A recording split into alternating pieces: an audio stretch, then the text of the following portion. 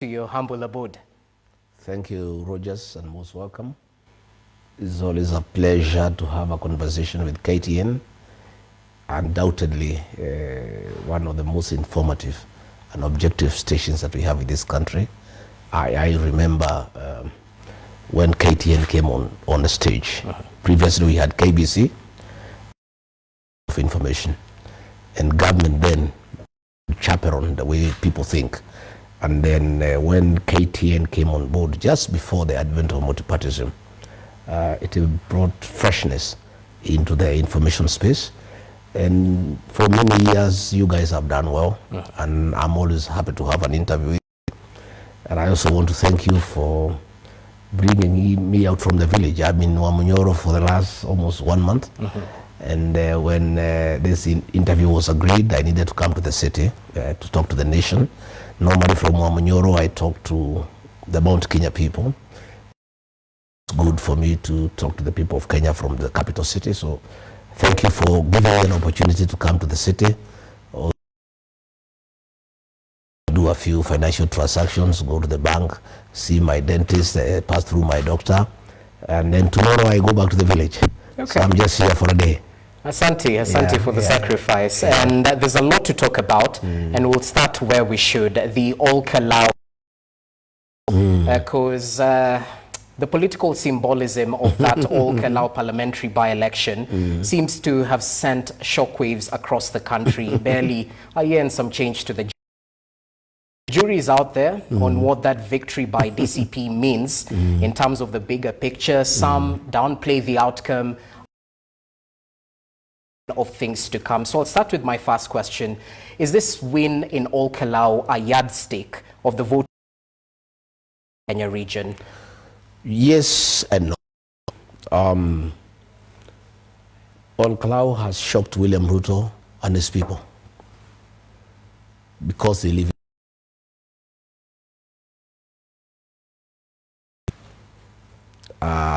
Ruto people thrive on lies and they believe that money is everything.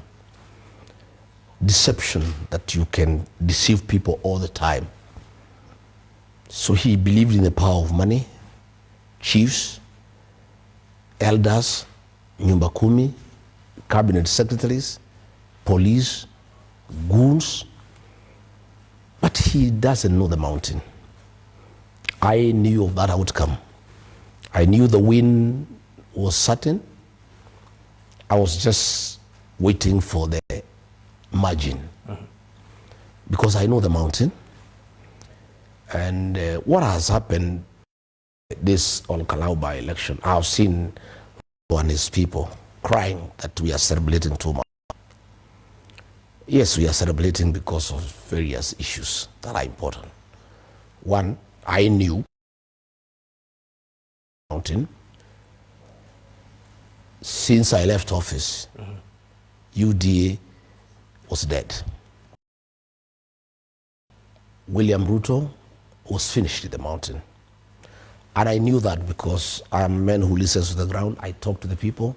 The people on the mountain don't talk much. Even if they're angry, they just sing. You don't see them coming in the streets to riot. You know, when I was removed from office, William Ruto was telling a friend of mine that a town called Kiamariga, nobody complained.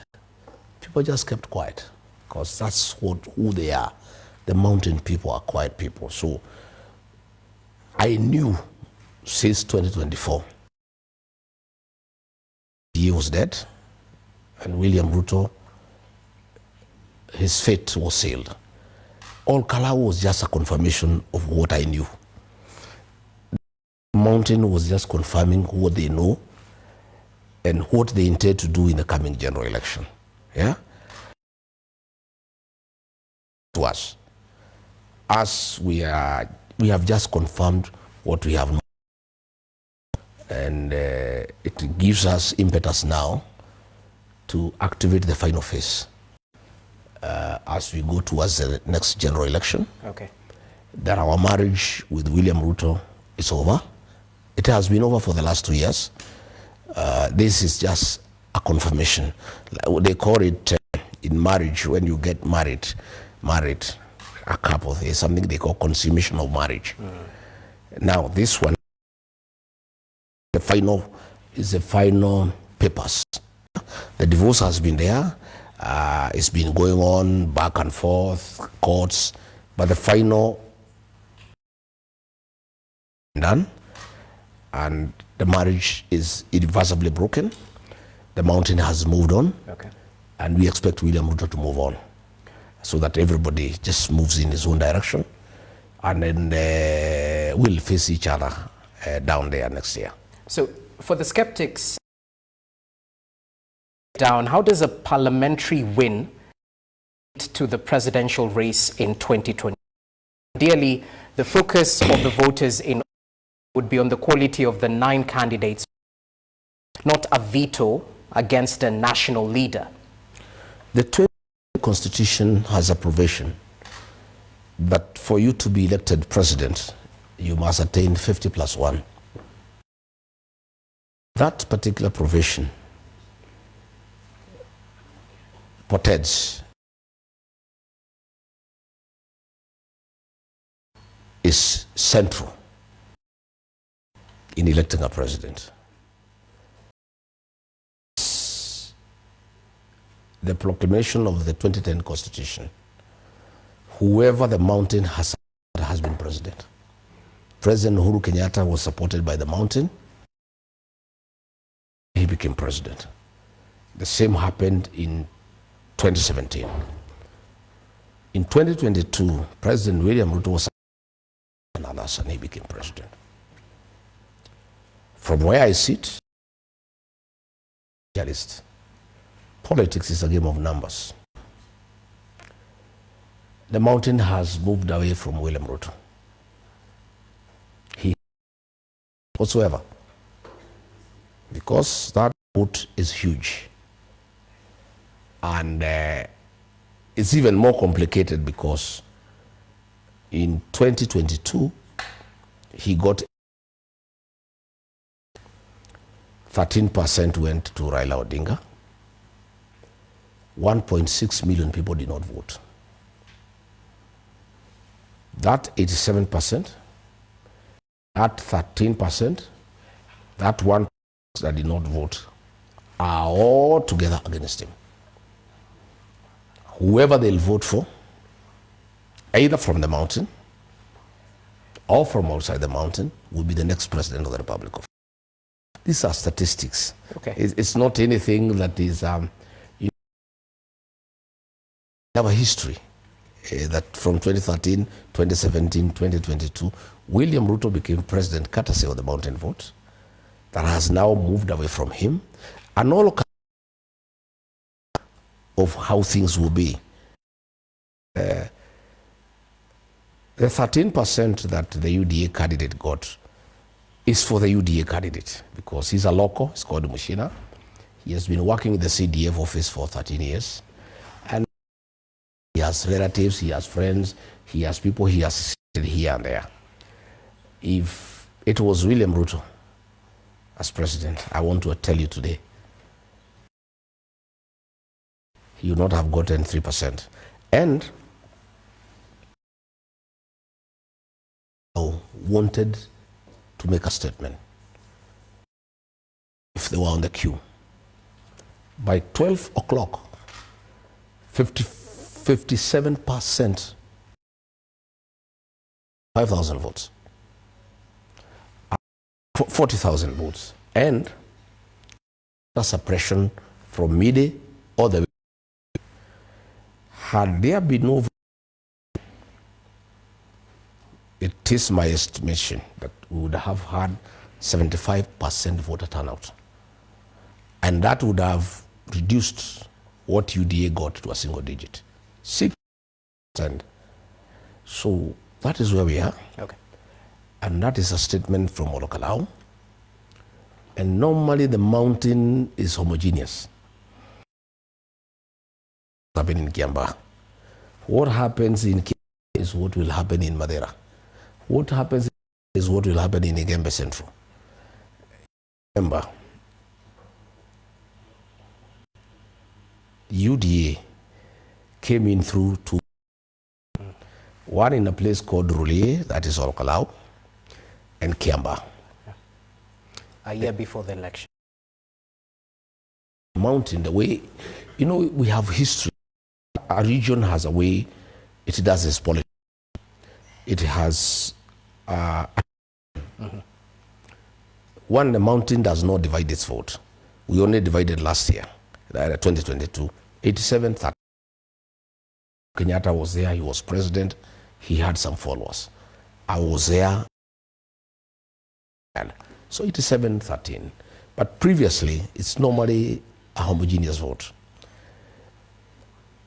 The decisions in the mountain are made through by-elections.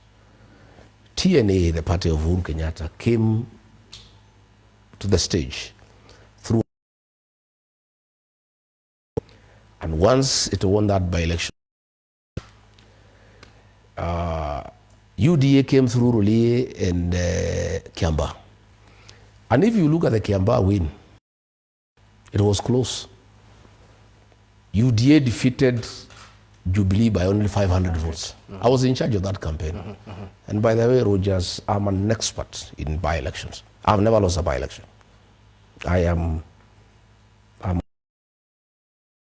campaigner. You've lost by extension. No. Let me 5, but there are those who view the now results as a minor setback before a major comeback.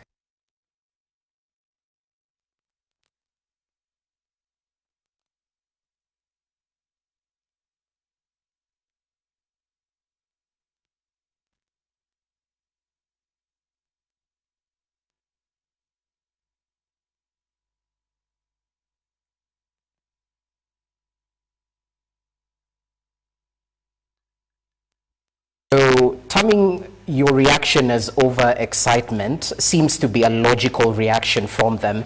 And before you come in and respond to that, I'd just like us to listen to what the two foremost leaders in UDA party had to say.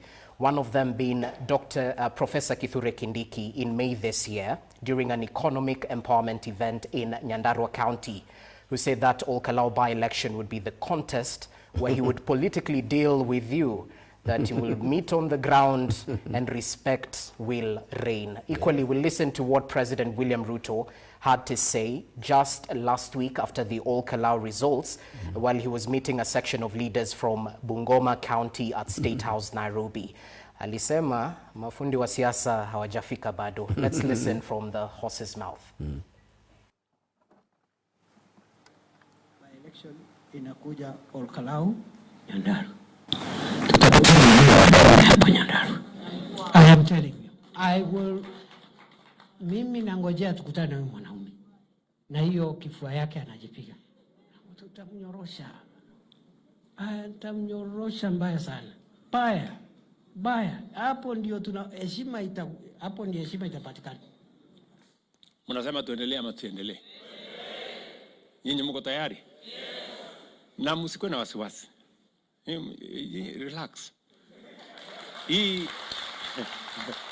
Hii siasa, sisi ndio mafundi wa hii kitu. Hii siasa tunajua kuitengeneza siasa vizuri. Hapa mbele sasa kiwanja itakuwa wazi. Tutakutana kwa kiwanja. Yes. Ama namna gani? Yes, tutakutana kwa kiwanja hapa. All right, Rigathi Gachagua, a lot has been said. I'll give you a right of reply. Well, when Professor Kindiki said those words, my answer was very quick. I told him the Honorable Kiarao had not been buried. I told him because of staying with William Ruto, he seems to have forgotten our traditions and our culture. You don't discuss inheriting a man who has not been buried.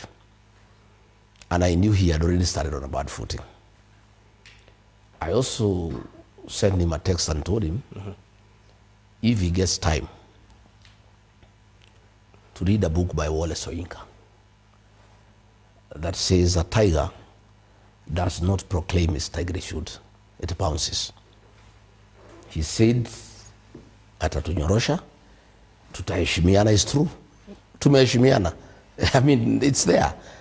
He never even went there to Olkalau. And I didn't go either. I left it to my young boys there to deal with that by-election. He was full of bravado.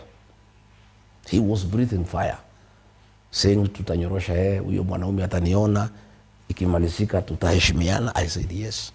But I told him a tiger does not proclaim its tigritude, it bounces.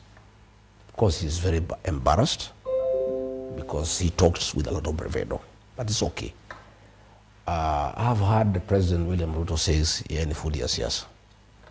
Sisi ni engineer, and we shall allocate him work as a fundi. You know engineers design, yeah? Engineers design and supervise construction. Yeye ni mtu ya kufanya. William Ruto today, if you ask him, before we parted, I had a very long sitting with him for 4 hours outside State House. We sat, the two of us. And I was convinced that he was overrated. When I listened to him, I believed he was overrated. And I did give him political advice. Because he had started betraying the mountain, deceiving the mountain, and persecuting the mountain. And I did advise him as his deputy. I told him, Mr. President, I'm your advisor. I helped you to be president. We have come a long journey. I can see the route you are going, and the consequences will be very disastrous politically. I say the people of the mountain hate betrayal, and they hate deception. And if you betray the people of the mountain, they will abandon you and they'll fight you. Please don't. He argued with me. I told him, you yourself, William Ruto, you are a beneficiary of the mountain's distaste for betrayal. When the mountain perceived that President Uhuru Kenyatta had betrayed you, they punished Uhuru Kenyatta and made you president, just to show that they don't like betrayal. And you are not one of them. Please, don't betray the mountain. You will regret. He told me, I have 35 years experience. You are one-term MP. I had him repeat that the same day. You can teach me nothing about politics. I told him it is true. I don't know much as you do. But about matters the mountain, I know more than you do. I told him, you are a builder, and I see you building a lot. You like building. If you have a house you have built, along the way you get more money and you decide to modify it, you go ahead. If you find you made a few errors, doesn't have enough light, you do.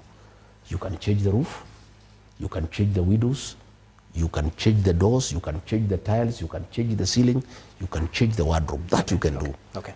But unless you are through with that house, you don't touch the foundation of your house. Because if you touch the foundation, you have lost it. I told him, the foundation of your government is a mountain. Don't touch the foundation of your government. If you do, you will lose the government, and you'll be the first president in the world to destabilize his own government. And I told him, if you touch the foundation of your government, you will not have peace until the general election. I went further to tell him, if you touch the foundation of your government, the mountain, you'll be a one-term president.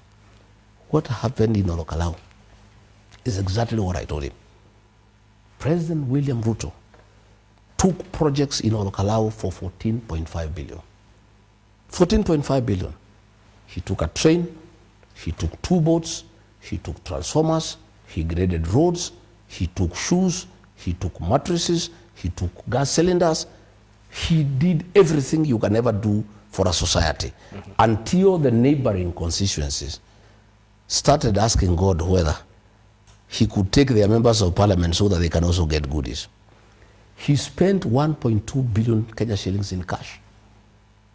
But the people said no, because he betrayed the mountain. And the people of the mountain hate betrayal. And betrayal in the mountain has no remedy. Once you betray the people, it's over. Again, on top of betrayal, he started persecuting the mountain. He started sending goons and police to attack churches. The people of the mountain are Christians. And in fact, why he gained favor with them is because they are basically Christians. He was in church every Sunday. And he warmed himself in their hearts as a Christian. Church every Sunday with the Bible. He would sing our songs. He would talk Kikuyu. And people said, for the first time, the Church of Christ has a candidate. They elected him because of his connection with the church. Okay. The day he sent goons and police to attack PCA Mweki Church, the day he sent goons and police to attack PCA Kariobangi, the day he sent Nairobi Sierra Squad, headed by Madira Member of Parliament Eric Wamombi and his wife Betty Maina, to kill people inside church, that is the day, whatever little chance there was that he could recover after betraying the mountain, that was it. And then, of course, thereafter, with Moses Kuria and Kimani Ichung'wa, anytime there is a problem, he would send goons to destroy businesses belonging to the people of Mount Kenya. And they took it very badly, because the people of Mount Kenya are basically business people, and they are very protective of their wealth and their businesses. When William Ruto decided to persecute the mountain, and any time there was a crisis in the country, he would take advantage to punish the mountaineers and destroy their businesses. That was it. And again, finally, deceiving people. You know, these mountain people are business people. When he came with the bottom-up economic agenda, telling people, I can lift you from the bottom of the pyramid to up. I can help you when you had a kiosk to own a supermarket. The whole philosophy was very attractive to the mountain people, because basically that's who they are.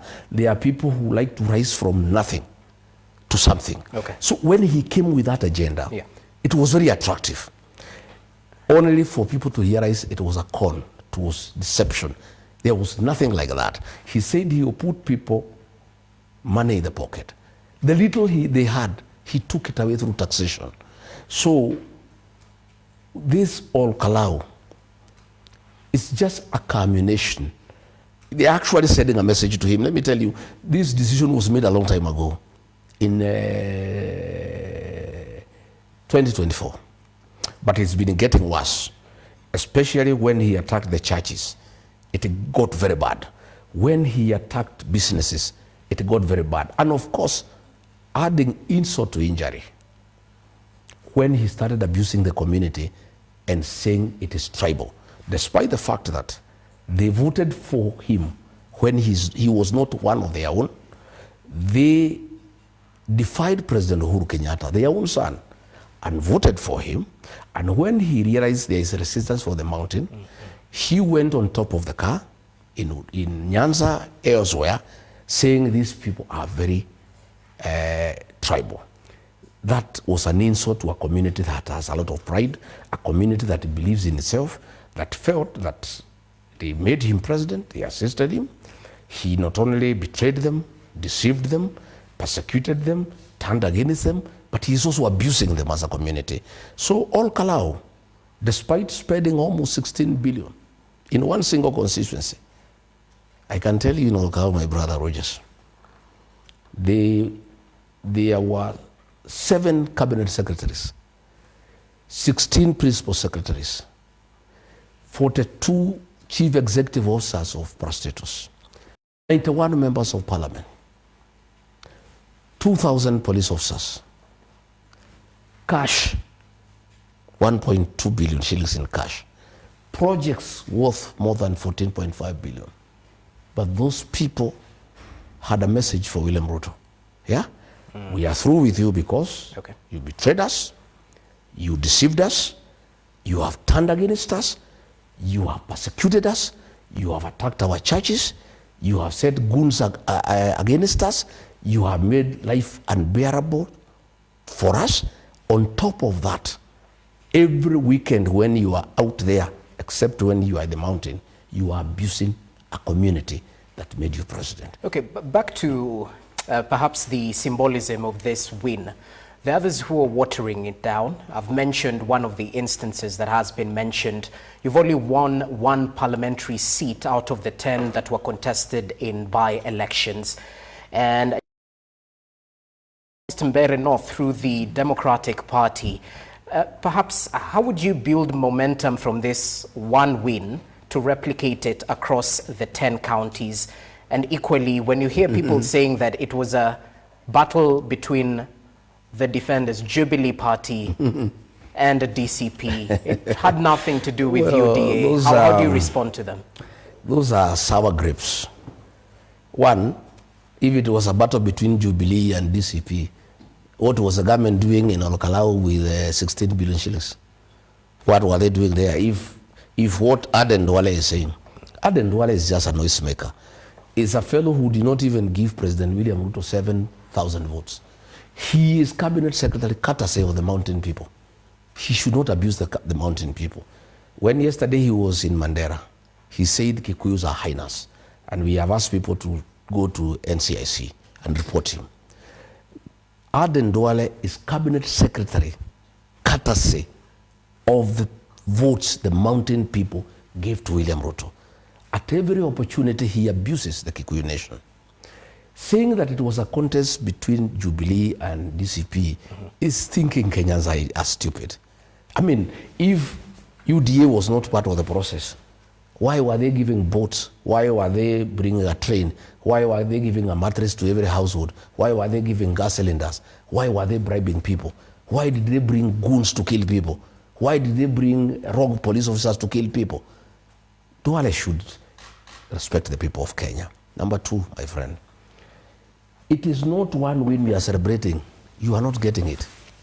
It is a significance. One, there are 6 issues in this election. Why we are celebrating and why we must continue celebrating. One, the people of Olkalau, on behalf of the people of Kenya, have proven to the country that William Ruto's dirty money mean nothing. That you can come with billions and bribe people to be elected. That is not possible. People of Kenya know now that the billions William Ruto has stolen cannot bribe the people of Kenya to vote for him. That's why we are celebrating, because money is bad. And people are fearful that this man has stolen too much. He can use it to bribe pure people to give him back the presidency. The fact that the people of Olkalau have been bribed with 1.2 billion shillings and they have refused to vote for his candidate is a confirmation that his dirty money means nothing in this country. Number two, why we are celebrating is that William Ruto can no longer deceive the people of Kenya. He has been unmasked. He came with the Bible and deceived Christians, pretending to be holy, pretending he is very prayerful, pretending he is saved. Nobody saw through him. He came with the bottom-up economic transformation agenda. Okay. It was a lie. You've mentioned that, yes. This deception, the deception in Olkalau was bring a trade, bring boats, bring transformers, bring roads, and cheat the people that you are working for them. The people asked, why are you not doing it in the neighboring Kipipiri constituency? Why are you not doing it in Kinangop? Why are you not doing it in Oljororok? The people saw through deception. Okay. So one of the greatest issue we are celebrating is that the people of Kenya now have the capacity to see through William Ruto and how deceptive he is. So that we are celebrating. Allow me to cut you short, because at the end of the day, I have to bring in what happened in Mbere North. No, allow me, because you have asked the significance why we are celebrating. Yes. Just allow me to give you why. Okay. And it's not just a win, it's a win for the country. Number 3, people have been fearing that William Ruto can steal an election. And Kenyans have been asking us, you people, one-term people, will vote for you. What will you do to stop William Ruto from stealing the election? Kenyans have been very scared. In Olkalau, the people of Olkalau have shown that you cannot steal an election. The people were there, defended the election to the end. They tried to bring in stuffed ballot papers through police. They were stopped by the people. They tried to bring people pretending to be illiterate so that they can mark for them. The people said no. So it's a great victory that Kenyans will go and vote and protect the vote. That is a great victory. That is one of the things that we are really celebrating, you know? Yeah. And it's important. Number 3, we are celebrating that Kenyans cannot be intimidated by goons and police. There were 2,000 police officers, 4 platoons of the General Service Unit, 4 platoons of the Anti-Stock Theft Unit, 4 water cannons, hooded police goons with the AK-47 assault rifle and M16 automatic rifle, intimidating the people of Olkalau to stop voting, and the people said no. They stayed in the polling station. They were searching police vehicles. They stopped the police from entering polling stations to steal the election, to interfere with the counting. They barricaded polling stations with rocks and logs and actually stopped the police and government from stealing an election. That is why we are in a celebratory mood, and this celebration must go on because Kenyans were fearful. Today, Kenyans are calling me from all over. Can we come to Olkalau and benchmark on how to protect the vote? Voting is not enough. That's what Kenyans are saying. We have known from Olkalau that voting is not enough. And then now you can ask, I'll tell you now about Bere. You can ask me about Bere now. I have the answer for you after what I've explained to you. So we are not, William Ruto should know, we are not celebrating one win. We are celebrating the realization that you cannot steal an election in this country. We are celebrating the realization that police cannot intimidate voters. We are celebrating a realization that Ruto's dirty money means nothing in this country. We are celebrating the realization that he cannot deceive people. Police and goons do not overrun the polling station. In every medium polling station, we had 300 young men to make sure police do not overrun the station. Polling station, we had 200 men. We were able to stop the police and government from overrunning the polling station to staff. So I'm saying, we lost Mbere because we did not know what Ruto had put in place. So in Olkalau, we corrected all that was wrong in Mbere, in Malava, in Murwa Dikir. We had an opportunity because we participated in those elections. And that's what I'm saying now. My message to the people of Kenya: William Ruto will not steal the general election. We have perfected voter protection in Olkalau, and we are asking everybody to come to Olkalau to benchmark. I am willing to set up teams from Olkalau, as many as 40, 50 teams, where we are requested. They go and educate our other Kenyans on how to protect the vote. William Ruto was hell-bent to steal this vote. In fact, at one time, when they realized that they are losing the vote, they connived with the chairman of IBC, Mr. Ethekon, who threatened to cancel the election if there is violence. And because there was no violence of any meaningful magnitude, government planned that weekend to cause violence so that Ethekon can postpone the election. We were too smart for them. We avoided all meetings. I told Governor Irogo Kangata not to go to Olkalau. I kept away myself. We denied them an opportunity to cause violence to postpone the general election. My message to the people of Kenya is that voting is not enough. You vote and protect the vote. We now have a template to share with the rest of the country on how to protect the vote, because it has been done successfully when there were plans and real intention. Very practical program. All those police goons you saw there, commando style, shooting like in a movie. We'll get to that in a few. Yes. Yeah, they had come actually to steal this election. The sheer will of the Kenyan voter I am so amazed. And that's why I'm in celebration. The resilience of the Kenyan voter, the sheer bravado to protect their democratic right is a very long time. And I hope this was done within the law, because once you vote, you're supposed to be outside the polling station. No police was manhandled. Nobody was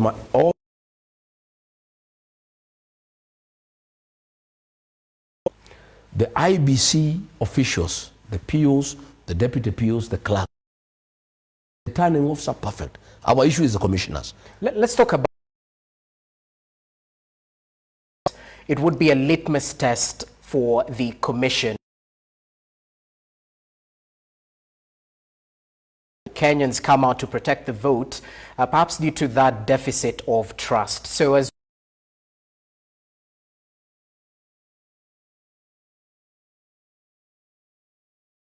no, they cannot deliver free and fair elections. Kenyans will have to come in. The IBC failed to protect the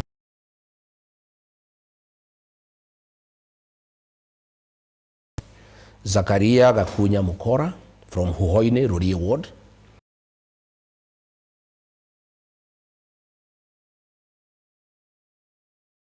Said my deepest condolences to the and friends. I'll be going tomorrow to Olkalau to bury these two.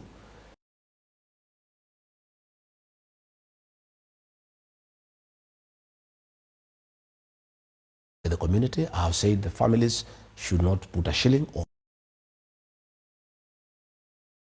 the dignity of the community. IBC up to today has not condemned these two deaths. The voter suppression that was done by comment to Olkalau, IBC has not condemned. There was violence for 6 hours by these rogue police officers. Up to now, IBC has not condemned it. There was wanton bribery for 3. IBC never condemned this bribery, never took action against cabinet. Yeah, the IB commissioners are on the side of William Ruto. But the beauty of it is that the election officials, they conducted a very free and suppression. Many people from 1,000 were denied the right to vote because of violence by police who are armed and hooded. The IBC did not do their job to make sure they have made sufficient security arrangements. The other way around, as rogue police officers from Sierra Squad and others terrorized the people of Olkalau, asked the county commissioner of Nyandarua, tear gas police officers who are in uniform, and made hell.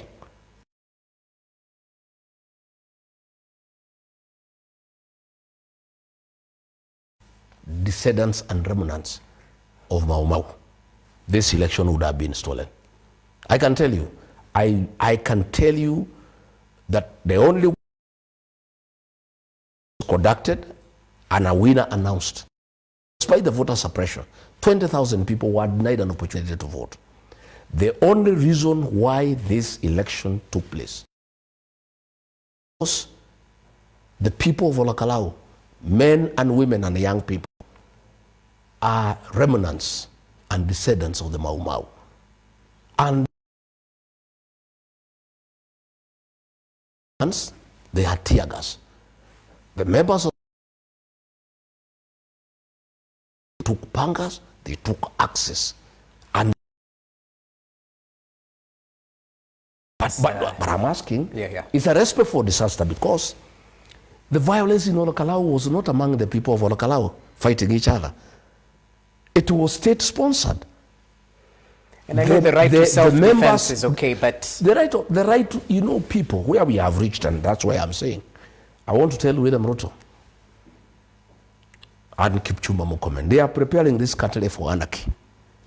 When policemen who are paid by taxpayers, who are having guns bought by public money, who are having tear gas bought by public money, descend upon innocent voters, beat them and kill them, and rape women, policemen who are employed by the public, who are paid by the public.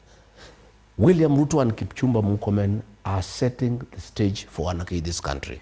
Because if people decide, the way the people of Olkalau decided, that nobody will steal their vote, we have what you call the state of nature. Anarchy, where people take the law into their own hands. And what is very sad, Rogers, up to now, 7 days, nobody has been arrested. 2 people are dead. We are burying them tomorrow. Kipchumba Murkomen asked me for evidence. He can come and see the caskets. If he wants us to open to confirm their dead bodies, we will. He was asking why we are saying women have been raped, why they have not gone to police. How do women who have been raped, how do girls who have been defiled by police go to police to report police? And you don't bother. Okay. What they have done, they have gone to private hospitals, they have been treated and gone home. Because how do you report police to police? As we speak today, there is evidence that the vehicles that brought the armed goons belong to the Kiambaa Member of Parliament, John Kawanjiku. Today he has not been arrested. The policemen who caused mayhem in Olkalau, some senior police officers have called me. And they are very disgusted that the National Police Service have been transformed into a criminal gang by the CS called Kipchumba Murkomen. And they are frustrated. They are frustrated because when they went to Kiganjo, when they went to Embakasi, they were trained to protect Kenyans. Yeah. They were never trained to attack Kenyans. But Murkomen has transformed the National Police Service into a militia. As we speak, because these officers who have been attacking people, they are the ones who attacked the church in Wetima, ACK. I took the evidence to the IG, their photographs and their names and videos. Instead of being prosecuted or promoted and given more responsibilities and given more sophisticated weapons, they were deployed in Olkalau. The photographs are there, the videos are there. Now that they have been exposed, instead of being arrested and prosecuted, very senior police officers have called me. They have actually been transferred. One miner who is bodyguard to Bete Miner has been taken to Kilifi. One Malonga has been taken to Bomet. One Kyoko has been taken to Maba Police. One Murangeri has been taken to Turkana. One Meguna has been taken to Kwale. The senior police officers are asking, this is our country. How did we reach here? That the police who are supposed to protect the people of Kenya, the police who are paid by the public to protect them, the arms that they carry have been bought through taxpayers' money to protect the people of Kenya. Murkomen has created a militia within the National Police Service to harm the people of Kenya. As we speak, 2 people are dead. Not a statement from the National Police Service about these 2 deaths. Women have been raped. These people created mayhem. They had 4 platoons of GSU. They had 4 platoons of ASTU. They had 1,000 uniformed police officers, but they were helpless because this criminal gang had been sent there by Murkomen to cause mayhem. The police are saying, please, remove this government from power next year. In fact, most of the information that I have is from the police. They are embarrassed. They are asking, how come we were trained to protect the people of Kenya? We are paid to protect the people of Kenya. How can it be Murkomen has deployed us to hurt Kenyans, to kill Kenyans, to rape women, to maim innocent people, to disrupt the election? Now these people have been transferred. And they have only been transferred because they have been exposed. I am told as we speak, Murkomen has picked a new squad. It has been taken to a training base in Moyale to come and take over from what this group was doing. So what we saw in Olokala, we have seen nothing. We have not seen the last of it. And I can tell you from where I sit, if Kipchumba Murkomen will be the CS Interior as we go towards the election, there will be civil war in this country. There will be anarchy. Because now people know. You see, why people defended Olokala, they saw it in Bere. What people have seen on Olokala, Rogers, you want to tell me there are Kenyans who are going to wait and expect William Ruto to steal the election? And you know this was an election of one candidate. There will be presidential candidates. There will be people defending the votes of Rigathi Gachagua. There will be people defending the votes of the governor. There will be people defending the votes of the senator. There will be people defending the votes of the member of the National Assembly. There will be people defending the MC. And there are multiple candidates. We have 50, 60 aspirants in candidates in one polling station. All of them will mobilize to protect their vote from Ruto, Murkomen, and goons. And I'd like us to hear... They arm themselves. Let me tell you, when police come armed with guns, do you expect wananchi to go and face them with the bare hands? Because we are saying the right to self-defense is there in our laws. And because William Ruto has made and coordination of state terror, the people of Kenya will get prepared. And I think the logical question would be how to avoid such a scenario. How to avoid such just scenario? Briefly, because I'd like us to hear from lastly mentioned, President William Ruto directed security agencies to intensify operations against goons and organized criminal groups across Kenya. Interior CS Kipchumba Murkomen, I think it was just this Sunday, said DCI is into those armed, masked individuals. Just listen and then we'll get the right of reply briefly. Every sector of society, the business leaders, religious leaders, political leaders, have all agreed that having lawlessness, goons and all these other characters, criminals, should be stopped. Now that we have a consensus, our security agencies must do their job. Within the law, they must do their job and they must stop criminality. Kulikuwa na watu walionekana huko Olkalao, walikuwa wanaleta vurugu, walikuwa nani? Mimi nataka nitangaze kwa taifa ya kwamba DCI wa taifa la Kenya, Director of Criminal Investigations, tayari amefungua faili ya uchunguzi kujua kwamba ni watu hawa ni wagani, walifanya makosa gani, na waliumiza watu gani, na kwa nini walikuwa pale, ili wachukuliwe hatua ya sheria. Mwisho watakapomaliza, ule DPP atapelekewa file na hawa watachukuliwa hatua ya kisheria. Mimi nataka kuwaomba Wakenya, kuliko tu kusema kwa mdomo, mtu yoyote mwenye ako na habari aende kwa DCI office karibu, apeane habari hiyo.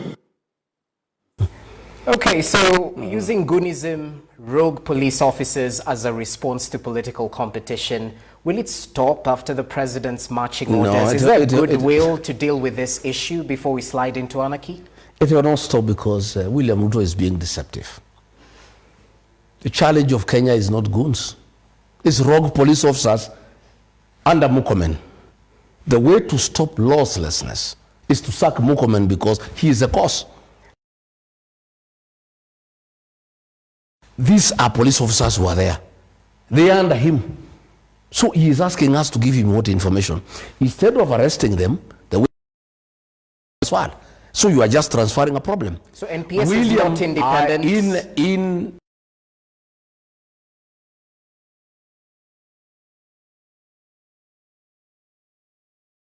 the prosecution of 12 police officers, 2 members of minor. William Ruto stopped that prosecution. He is actually the problem. John Jogona Kawanjiko is an ally of President William Ruto. All those police killer squads that were in Olkalao, all of them, one group was at Achau's Karondo, the chairman of Communications Authority, who wants to oppose Dede Nyoro in Kiharu. The other one was under Dennis Itumbe. The other group was under Betty Maina and Eric Wamombi. These officers are known by name. Their photographs are there. The videos are there. So Murkomen is asking people to report what? When William says that it has been agreed we stop lawlessness, he is a problem because the man he has appointed as CS Interior is the one who funds these goons. He is the one who was funding the police officers in Olokalao. They were staying in a hotel called Royal Garden. He is the one who was paying the bills. They had Prados. State of the art.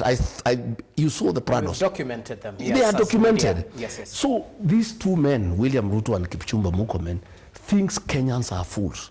You know the way William Ruto deceived the people of Kenya in 2022? He still thinks Kenyans are there. He used to say that there is a shortage of fools in the country. I want to remind him, there are no fools in this country. The problem of insecurity in this country is being caused by government itself. And even goons have become very embodied because they work hand in hand with the police. In Olokalao, we had police goons who had arms, and we had the ordinary goons. The ordinary goons were being protected by the police, and were all working together. The only problem that is there, and William Ruto must know, and Murkomen, when you grow criminal gangs, like in Haiti, because these goons you brought in Olokalao for the by-election, now that it is over, you paid them for those days, they must continue eating.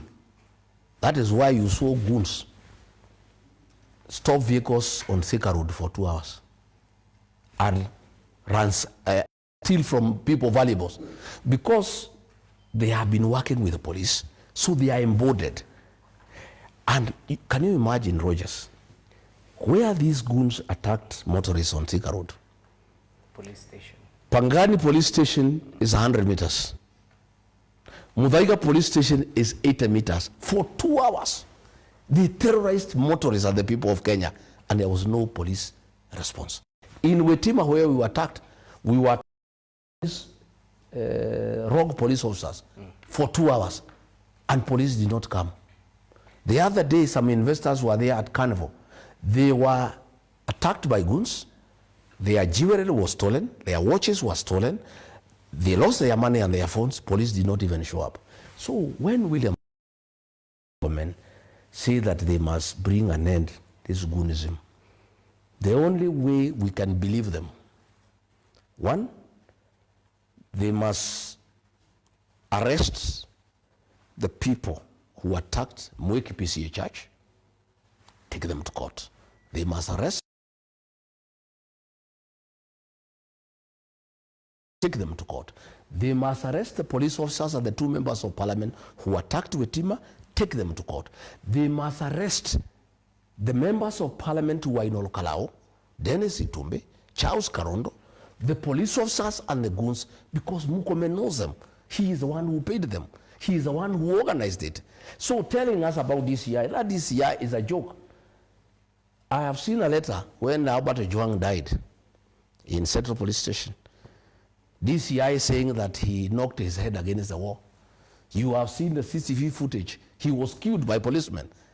Does this DCI have any credibility? Can anybody depend on the DCI in this country to investigate anything? In Olokalao, the DCI himself called the local DCI commanders and told them to keep off and allow these rogue police officers sent by Murkomen to do what they want to do. Even the county commissioner himself was tear-gassed by these police officers. So the problem is William Ruto, Kipchumba Murkomen, Raymond Omoro, and DCI Amin. They are all partners in crime. And they cannot pretend that now there is a problem of goonism. The issue is not even goonism. It's police goons and police working with the goons to terrorize the people of Kenya. That's why I'm saying, as I wind up, if this Kipchumba Murkomen will be the CS Interior, if Raymond Omolo will be the PS Interior, he's the one who has been organizing goons in Kisumu and Kakamega. They have divided. Kipchumba Murkomen is in charge of goons for Nairobi and the mountain. where they are having resistance. These goons are sent to areas where William Ruto is being resisted. Raymond Omoro has goons to deal with Nyanza and Western to deal with leader Mwananchi Sifuna and group. And the goons in Nairobi and Mountain, they are supposed to deal with Gachagua and DCP. If this Murkomen is the one who will be in office, there will be anarchy in this country. Because what will happen, Rogers, and rightly so, people will not accept a stolen election. People will not allow William Ruto to come back to power through fraud and through an election. The people of Kenya will say no to intimidation. They will say no to goonism. They will say no to police brutality. And the people of Okalau have shown that a determined population can withstand police with guns, with grenades, and that is what will happen. So it's upon William Ruto. The remaining time, he can do nothing about the economy. The economy has gone to the dogs. The education sector has crumbled. The health sector has crumbled. Nothing is working in the country. One thing he can do for the people of Kenya, because they made him president, much as they are through with him and they want him to be one term and he'll be one term, there is one thing he can do to this country. Secure this country. I heard him today complaining about Khartoum. Oh, Khartoum was a very good town, now it's in ruins. That's the route you are driving your country. How can he talk about Khartoum, that it is in ruins? He is setting the stage for Khartoum. Because, Rogers, once people lose trust in the National Police Service, the men and women entrusted to protect them, once people lose trust in the capacity of government to protect them, once people conclude that the government is the one killing them, the government is the one persecuting them, people will take up arms and defend themselves. Because we don't want such a scenario, Mr. Gachagua. But it's not me. It's not me. The honors is on William Ruto, because when he became president, I was there with him. He took the Bible and sought to uphold the Constitution.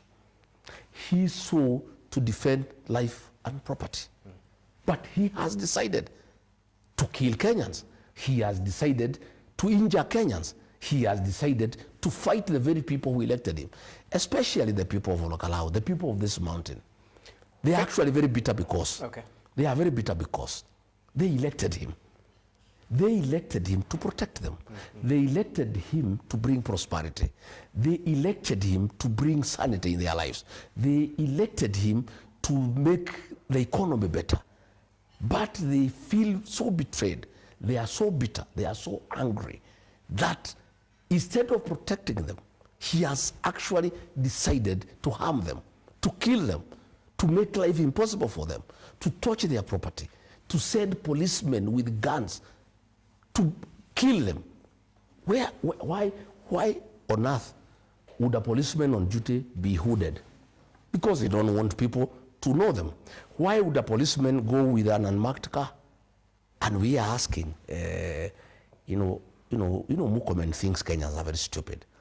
He is saying that we need to know who are those people, what were they doing there. There were 2,000 policemen. There was 4 platoons of GSU. There was 4 platoons of unstock theft unit. If it was no more crime, they would have stopped it. But they did stop it because they had instructions to let those police goons do what they had come to do. Okay, your point is across, and you've been on record previously mentioning about, is it 101 trained police officers? Yes. Is this the same unit? No, the 101 police officers was trained specifically for abductions and extrajudicial killings. They are the ones who abducted and killed the agencies, and they were all from the administration police, trained to kill, to abduct, and to conceal. And that is a group by Murkomen. That is a special group by Murkomen to deal with the politics. Murkomen brief by William Ruto is to make sure he is re-elected through goonism and violence, and to suppress anybody who has a different opinion and who does not support William Ruto. What does that say about the National Police Service? Who's the puppeteer Because it seems it's been captured. The it's supposed to be independent. IG is a flower girl. He's very frustrated. He told a friend of mine that he could even resign because he does not know what goes on in the National Police Service. He deployed people, and he did a good thing. But I warned him. I said, I don't think you know the instructions. 2 inside and 14 outside. He did his job. He deployed GSU just in case there is problem. He deployed ASTU just in case there is problem. He brought water cannons. But Mukomen sent another group that overpowered what IG had deployed. And they were told not to interfere with the activities. He's a very helpless man. He's a man from my village. And I have told him to consider resigning because he will be the most disgraced head of police since independence. That the police he heads has become a goon police. Goons are part of the National Police Service. They go in the same vehicles. He is the head of police that attacks citizens. I mean, it must be a very painful thing to Douglas Kanja, if he has any conscience, that the people, that this man, he will do what I want because he didn't have papers. It was even challenged. Then the president organized for him to get some fake papers. Douglas Kanja has a fake degree, so the president holds him hostage. And I think what is happening is that the president will want to keep Douglas Kanja up to the election so that Mukomen can do whatever he wants within the National Police Service, and then Kanja can be blamed. That is exactly what is happening. Okay. You know? And Kanja is helpless because I don't think if he resigns, the president will go for him. I think you just have to stay there, allow Mukomen and Omolo do crazy things within the National Police Service, kill Kenyans, injure them, try to steal the election, and then the blame is taken to IG Kanja when things are behind his back. In fact, Mukomen works with his tribesmen. He's called Eliud Langat. You know, evidence is now being given that it is DIG Langat who ordered that man to be tortured. Well, it's a case before it's the going courts. on. No, but yeah, so sub judice. I know you know but this. It's going on. Yes. You know this is public information. True. It's actually crisis in the National Police Service. Is that Kipchumba Murkomen is running the National Police Service through Eliud Langat outside the command of the IG. But the IG, because he is held by William Ruto because he has a fake degree, he cannot talk, he cannot say anything. He's a man in agony. Okay. He's a man in agony. Rigathi Gachagua.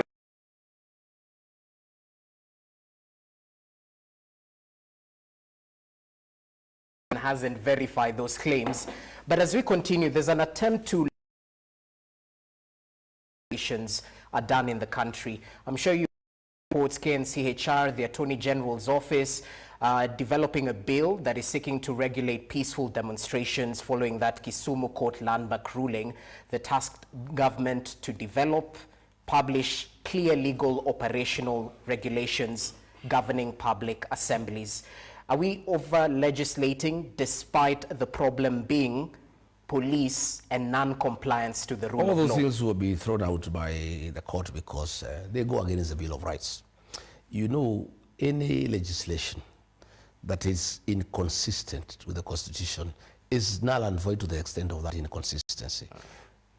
The 2010 Constitution has the best Bill of Rights, and the right to picket is there in the Constitution. There is no way we can suppress the right to picket. In fact, we don't have a problem. You know, I heard the president saying, oh, the problem, people are arrested, they are released by the courts. The people who attacked Wetima have not been arrested and taken to court. So, Mr. President, what are you complaining about? The people who attacked me in Lemuru, they have never been arrested. The people who attacked Sifuna in Kakamega, in Kisumu, they have not been arrested. I don't think the issue is the courts. The issue is the infiltration of the National Police Service by William Ruto and Kipchumba Murkomen to quell dissent and to suppress freedoms and to kill democracy. I think that is our challenge. Our challenge is that William Ruto has decided to use the criminal justice system to deal with his opponents, to make sure that they have no space, and to force what he wants to the people of Kenya using the National Police Service. But when I listen to the police this afternoon, I'm a very happy Kenyan. The police have told me they will not bugger the election, and they will not take illegal orders. They will do what is right. The beauty about a general election, Rogers, it's not like a by-election. You know, by-election, you can send 2,000 police officers to one station. You can send a wrong police unit. We have more than 50,000 polling stations in Kenya. Each polling center needs 2 policemen. They are not enough. You have to add the prisons. You have to add KTN. There will be no policemen to cause chaos in the general election. Even goons will be in their home, voting and defending whoever has paid them. Every goon will go to his place. There will be no, you know why Olkalau was stifled? It was the only election. All goons from the country were taken to Olkalau. All wrong police officers were in Olkalau. All members of Parliament were in Olkalau. But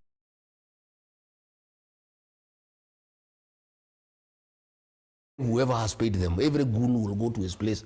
There will be no, you know why Olkalau was stifled? It was the only election. All goons from the country were taken to Olkalau.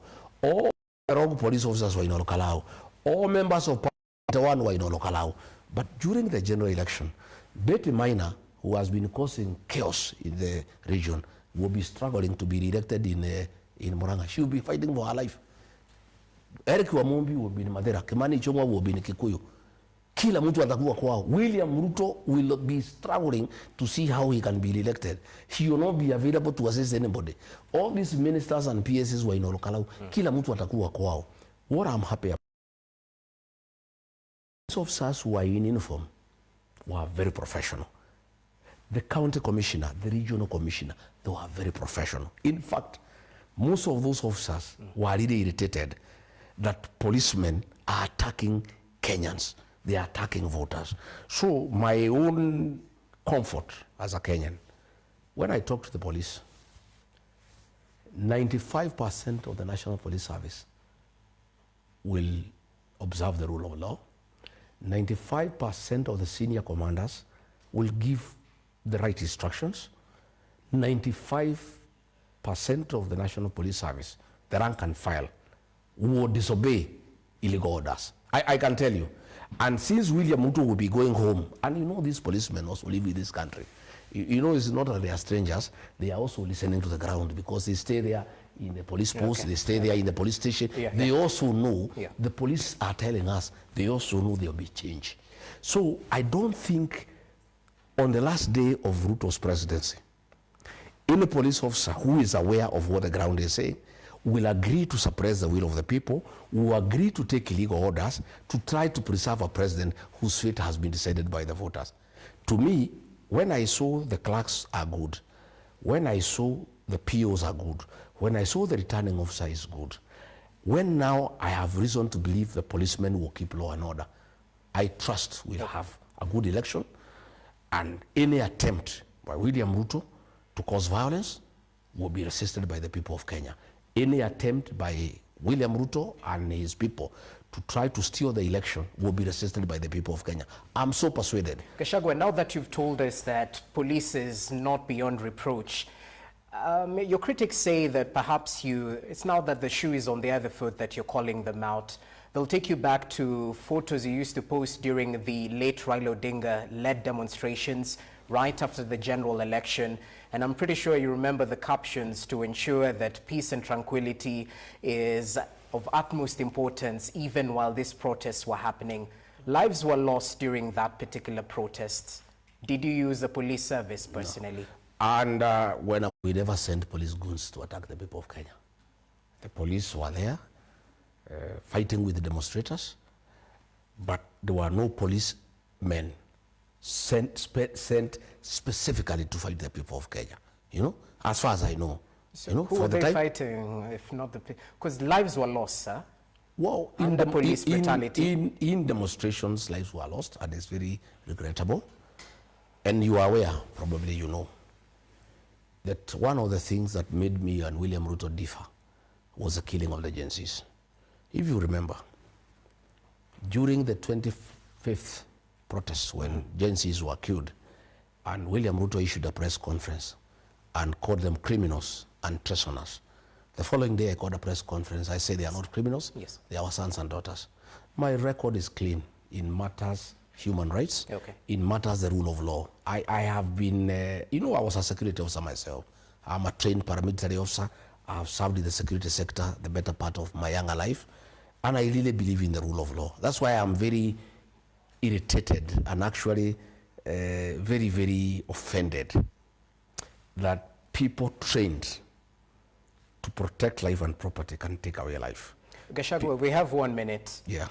We have to talk about this issue of goonism, because at the end of the day, there are those rogue police officers, but we have disenfranchised youth who have been excluded from decision-making tables and hence are taken advantage by politicians to cause mayhem or to attack their competitors. At the end of the day, how do we deal with goonism with finality from where you sit?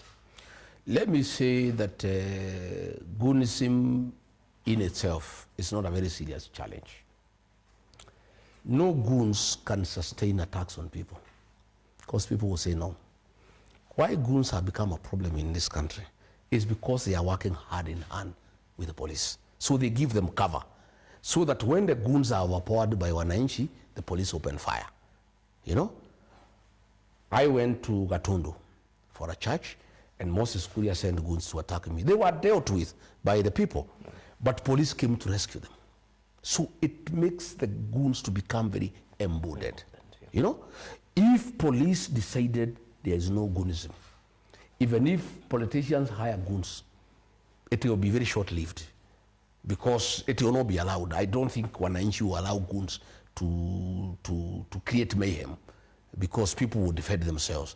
And goons who are not armed with the guns cannot be a threat to people for a longer time. So if the police decided, if the president decided today to abandon goonism, to remove Murkomen from office and get somebody sober, and if he really wants his tribesmen, he has many people who are good, people with a proven track record, people of good credibility and people who have served this country with distinction. Among the Nandis, among the Psigis, among the Marakwets, among the Tugans. You know, if he wants another Marakwet like Murkomen, they are there, and we know them. Once if the president makes the decision, because the buck stops with him. Murkomen, all these things doing, he cannot do it without William Ruto. Because William Ruto can see there is a problem. When people are shooting on top of a Prado, like in a movie, it was like a movie. Even Ruto has seen those videos. You know, and there is no war, and the people are not armed. These are innocent voters. And then police with rifles on top of Prados, moving at a terrific speed, shooting everywhere. And William Ruto is trying to pretend that there is no problem. Okay. You know, he's pretending there is no problem, saying that the problem is courts. Oh, when people are arrested, but nobody has been arrested. All these people who caused this mayhem on Ogalao, they are still free. In Wetima, they are still free. So what we are saying is, the first step to deal with goonism is to rein in Kipchumba Murkomen and Raymond Omolo.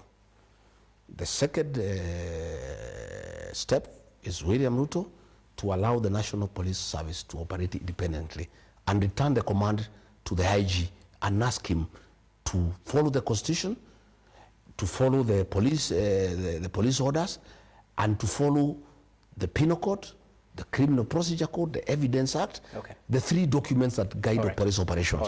If William Ruto today decided, the buck stops with him, by the way. It's all about William Ruto. Even this Murkomen, it's not him. He is just an appendage of William Ruto. William Ruto is using him. The decision to end goonism, and it's not by issuing a statement in State House. That was the 5th statement in 1 year. He has said, oh, goons must be dealt with. They continue. Oh, goons must be. And everybody knows, in fact, the police are saying he is a problem because he is. The senior police officers are saying, can we get back the command of the National Police Service to the Inspector General? And if that happens, we'll be able to fight. Yes. Which rarely happens. Yeah, it will be done. Okay. Like Murkomen has been trying to say that we are the ones who have the goons. We would have been arrested a long time ago if these goons were from the opposition. We would be in prison. So you don't have goons? I cannot have, because if I had, they would be in prison. Why the goons are there is because of government. All right, That is all why right. nobody can touch them. That is why nobody can arrest them. We have the bills to pay. Top of the hour news is coming up next. But this conversation is getting started, as they say. A lot more to talk about in terms of all. And perhaps what's the way forward for the united opposition? He's been in a 45-day, 36th day. Is there white smoke? But equally, what's their agenda? Remove Ruto, what next? Police and goons do not overrun the polling station. In every medium polling station, we had 300 young men to make sure police do not overrun the station. Polling station, we had 200 men. We were able to stop the police and government from overrunning the polling station to staff. So what I'm saying, we lost Mbere because we did not know what Ruto had put in place. So in Olokalao, we corrected all that was wrong in Mbere, in Malava, in Murwa Dikir. We had an opportunity because we participated in those elections. And that's what I'm saying now. My message to the people of Kenya: William Ruto will not steal the general election. We have perfected voter protection in Olokalao, and we are asking everybody to come to Olokalao to benchmark. I am willing to set up teams from Olokalao, as many as 40, 50 teams, where we are requested. They go and educate our other Kenyans on how to protect the vote. William Ruto was hell-bent to steal this vote. In fact, at one time, when they realized that they are losing the vote, they connived with the chairman of IBC, Mr. Ethekon, who threatened to cancel the election if there is violence.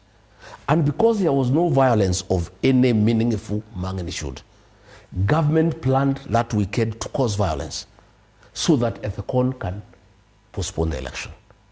We were too smart for them. We avoided all meetings. I told Governor Irogo Kangata not to go to Olkalau. I kept away myself. We denied them an opportunity to cause violence to postpone the general election. My message to the people of Kenya is that voting is not enough. You vote and protect the vote.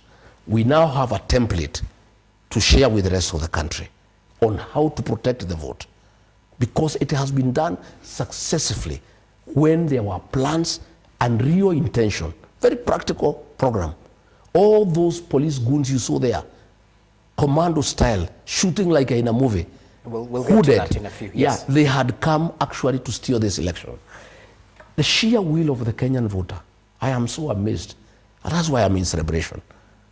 The resilience of the Kenyan voter, the sheer bravado to protect their democratic right is a very long time. And I hope this was done within the law, because once you vote, you're supposed to be outside.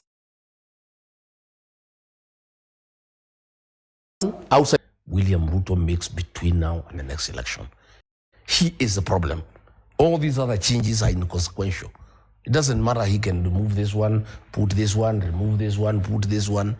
He is the issue. The people have a problem with him as a person, his style of management, his appetite for public resources, theft of public resources, and the brutal nature of dealing with human beings in terms of killings, extrajudicial killings, and using police goons to kill people. That is where the problem is. So it doesn't matter who he puts in office, he removes this one, as long as he's there, people have a problem. So, Rigathi Gachagua, at the end of the day, the president repeats time and time again that development track record will speak for itself. We've seen a litany of development projects, including in Mount Kenya region, where you speak so passionately about the resurgence of this Mau Mau roads that had actually stalled for quite some time. Don't you think leaders will be judged by what they've delivered rather than voting based on emotions? Well, to start with, Olakalau is a classic example. Those development things means nothing because the intention is not honest. Number two, there is no development that is going on. Mau Mau road stuck. after Uhuru Kenyatta left, there's nothing. Nothing is going on. A few things here and there. Even like now, the road they had started in Olokalao near Ngorika. After the election, the equipment left. And it's that way. Even the transformers in Olokalao were brought from Bere. They had been put in Bere, they were removed and brought in Bere. It is true the president will be judged by his record. It's true. He will be judged his record. Killing Gen Zs, he'll be judged. Abductions, he'll be judged. Goonism, he'll be judged. Sending rogue police officers to kill people, he'll be judged. Destroying free primary education bequeathed to this country by Mwai Kibaki, he'll be judged. Destroying Leader Mama bequeathed to this country by Uhuru Kenyatta, he'll be judged. The issue of SHA that is not working after destroying a good program of NHIF, he'll be judged. HELB was working, university financing. Even now he's trying to con students that he has directed the big even free education. When there is no mechanism, the budget has already been passed, my brother. There is no financial provision in the budget. It's just another lie. And you know, this man lies without blinking. And he doesn't know that you lie to people today. Tomorrow they call you out. When you say there will be free primary education, the budget for his last budget has already been approved by the National Assembly. There is no provision for free university education. It's a lie. He'll be judged on the lies he has given to the people of Kenya. He will be judged on deception. He will be judged on conning Kenyans when they can see. He will be judged on tribalism. He has given all the major parastatals to his kinsmen. He will be judged on grabbing land. So when he says that people should be judged by their record, it is true. We agree. We'll be giving the people of Kenya his record. Very long record about what he has done against the people of Kenya. How he found institutions that were working, they are all destroyed. How he has undermined the National Police Service. How he has replaced police with the goons. How he has undermined the democratic space. How he killed young people whose crime was only saying they should be heard. How he said people should be shot in the leg. Okay. His activities that he needs to be judged on is a long list. So Gachagua, there's no good that this administration has Nothing. done. Aren't you looking at the glass half empty? He was bequeathed a safe country by Uhuru Kenyatta. It had economic challenges, yes, but there was no goonism. People are free to do what they want. This was a country that was safe. Police were protecting people. Police were not attacking people. Alcohol, illicit brews. You know, they are killing people. This is something that I had successfully done. I had wiped out almost 80% of illicit alcohol. Okay. He has brought it back. His record is long and it's true. I agree with you. Leaders will be judged by their public record. We will be giving a list of all the things that you have done, and then the people of Kenya can judge. Speaking of leaders being judged by their public record, you made some public sentiments not too long ago in respect to foreign or international tourists, and you gave them a caution in terms of coming to Kenya due to this Goonism issue. Your message was loud and clear. We've seen Canada perhaps give a travel disclaimer for their nationals who are set to come to Kenya, but your words seem to have irked a couple of leaders, especially those from the coastal region. I'd like us to listen to them in just but a few, because they seem to hint that your statement borders on economic sabotage. Let's listen in. When you touch our uchumi, we will touch you personally. Yes. Because we can't employ the hundreds of thousands or millions of the young people that work in the coastal line, wakifutwa kazi. Or you have now seen the biggest standalone investment is earmarked for Lamu. The tourism sector is a whole ecosystem. Within tourism, you get a taxi. Within tourism, you inspire property investors. And therefore, if somebody is urging the international community not to visit Kenya, and this is somebody who wants to lead Kenya, then we now know that he cannot be able to lead this country. We want to condemn his remarks in the strongest terms possible. The major sources of income for this particular region and for the country in general to be denied, and that is an element of tourism. It's a very, very saddening. You know, when you come up with issues that are so hatred in nature, that by killing the economy of this region. Nichukue fursa hii kwa niaba ya wenzangu magavana, viongozi hao wote, kulani matamshi ya jana ya kiongozi wa DCP.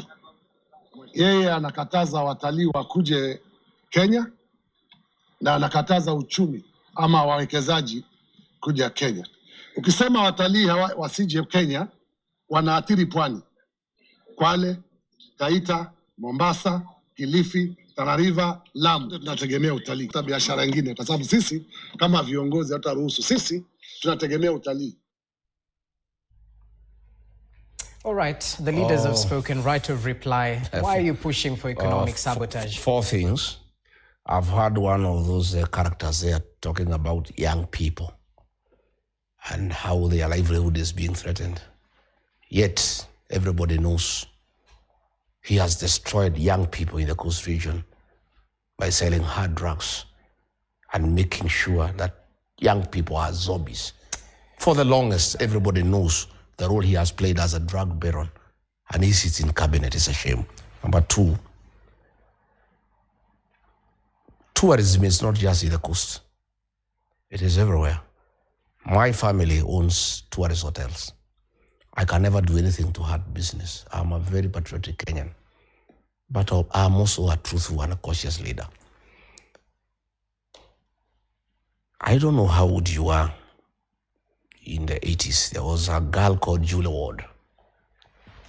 Julia Ward was a British tourist, and she was killed in the Masai Mara, and she disappeared, and her body was found dismembered.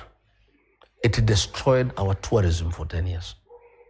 All tourists across the world, all the international media, all the big dailies, the international papers, put the name of Kenya as a place that is dangerous for tourists to come.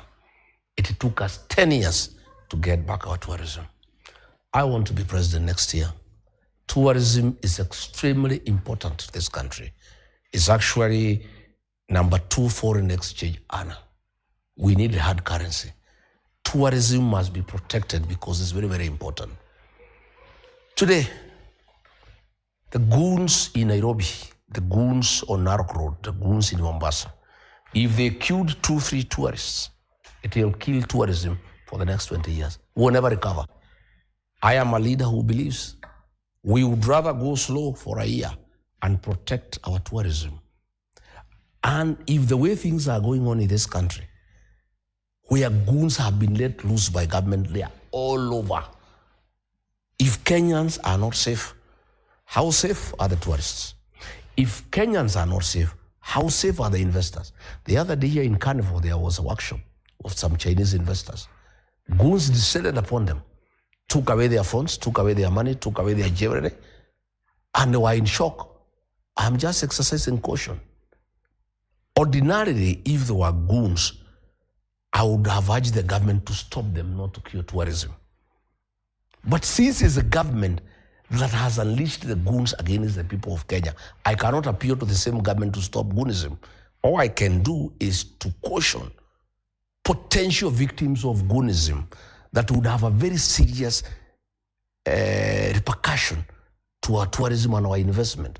So I am a leader who is being very cautious, saying, hey, there are goons all over. They are wreaking havoc. I've just told you what happened in Thika Road. In Outer Ring, every Friday, the goons line up along the road and steal valuable from Kenyans for 3 hours, and police cannot touch them because they work together. So if they come and accost tourists on their way to the airport, and this matter is reported to the countries of origin, to the international press, and the world decides that Kenya is not safe, yeah, what happens? Canada issued a travel advisory on 13th. I spoke on 19th because they were saying what I'm saying. It's not me. Canada has not spoken after I've spoken. Canada has issued a travel advisory to Canadians to say Kenya is not safe, which is what I'm saying. And these tribal adversaries will come. Because all these people, they live here. They have looked at the newspaper. If you looked at the clip on NTV on the attack in Olkalau, these foreigners are saying it's not that they live in a vacuum. What I am saying today is what they will be saying tomorrow. So by me issuing such a strong statement, ordinarily, if President William Ruto had any intention of stabilizing this country to normalcy, because it's not a normal country anymore, we are almost going to Haiti way. He would listen to my statement and know there's danger. I am a patriotic Kenyan. I love my country. I've told you I'm in the tourism industry myself. I cannot hurt business that I practice, but I'm cautious that if a tourist is attacked by these goons, if an investor is attacked, it could destroy our tourism for 20 years. I would rather we have a challenge for 1 year. We get rid of this administration. The first thing we do, we deal with the goons. We dismantle these goons. It will take almost 6 months. We also wind out rogue police officers. We'll have radical surgery of the National Police Service. And by the way, let me put our police officers on notice. We have started very serious documentation. All those people who attacked us in Wetima, we have their record and what they did. When William Ruto is gone home, they'll have their day in court. All those people who attacked people in Olkalau, those who killed those people we are going to bury tomorrow, they'll have their day in court. All commanders, station commanders, and division commanders who allow goons to attack people and they don't take any action, we are documenting. So that, you know, the good thing is criminal acts have no time limit. Even 5 years, 10 years, you'll have your day in court. I want to put on notice rogue officers. And they are just like 5%. I can tell you 95% of officers in the National Police Service are very professional. They are very patriotic Kenyans. They are very disciplined. And they are doing the right thing, but they are being intimidated by Umukomen and Raymond Omolo. But those rogue police officers who agreed to be misused, those who killed those 2 young men in Olkalau, you will face murder charges. And you listen to the OCS of Central Police Station. Today, he's charged with the murder in court. He took instructions from the DIG, but they were not written. I want to appeal to our police officers. I was a man in uniform. I want to give you free advice. If you ask by your superiors to break the law, refuse. If they insist, ask them to give you instruction in writing, either through a letter or a signal or a WhatsApp message, and you preserve it. I want to ask our police officers to agree to use 5 documents in the course of their duty. The Constitution of Kenya 2010, the Penal Code Cap 63, the Criminal Procedure Code Cap 75, the Evidence Act Cap 80, and of course the service standing orders that guide day-to-day police operations. And where's the Independent Policing Oversight Authority? Now that is the other issue. In fact, it's good you have raised that issue. The Independent Police Oversight Authority is supposed to investigate police excesses. We have been attacked several times. We have gone to them, no action. In fact, this one of Central Police Station is the only issue they have taken seriously, and we want to commend them. But Mukomen had connived with the head of public service, Felix Koskei, and actually put IPOA under the Ministry of Interior to supervise. How do you get an independent body that is supposed to oversight the police and put it under Interior? But that move was annulled by the courts. Yeah, but you can see how mischievous Mukomen is, because he knows he is misusing the National Police Service.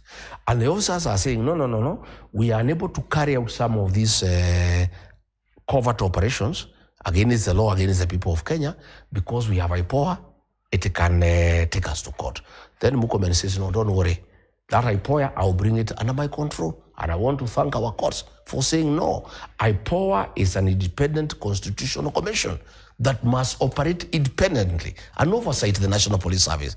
So this Mukomen is a very mischievous character. So how will you strengthen? He's one of the greatest mistakes that has ever happened in this country. How will you strengthen this IPOA? Because independent is just even now, even the people in that IPOA, some of them, like the vice chairman, is very close to William Ruto. She's from Kitale. She's called Wanjiku. They are very close. So he cannot be independent. He picked his friends to be in the IPOA.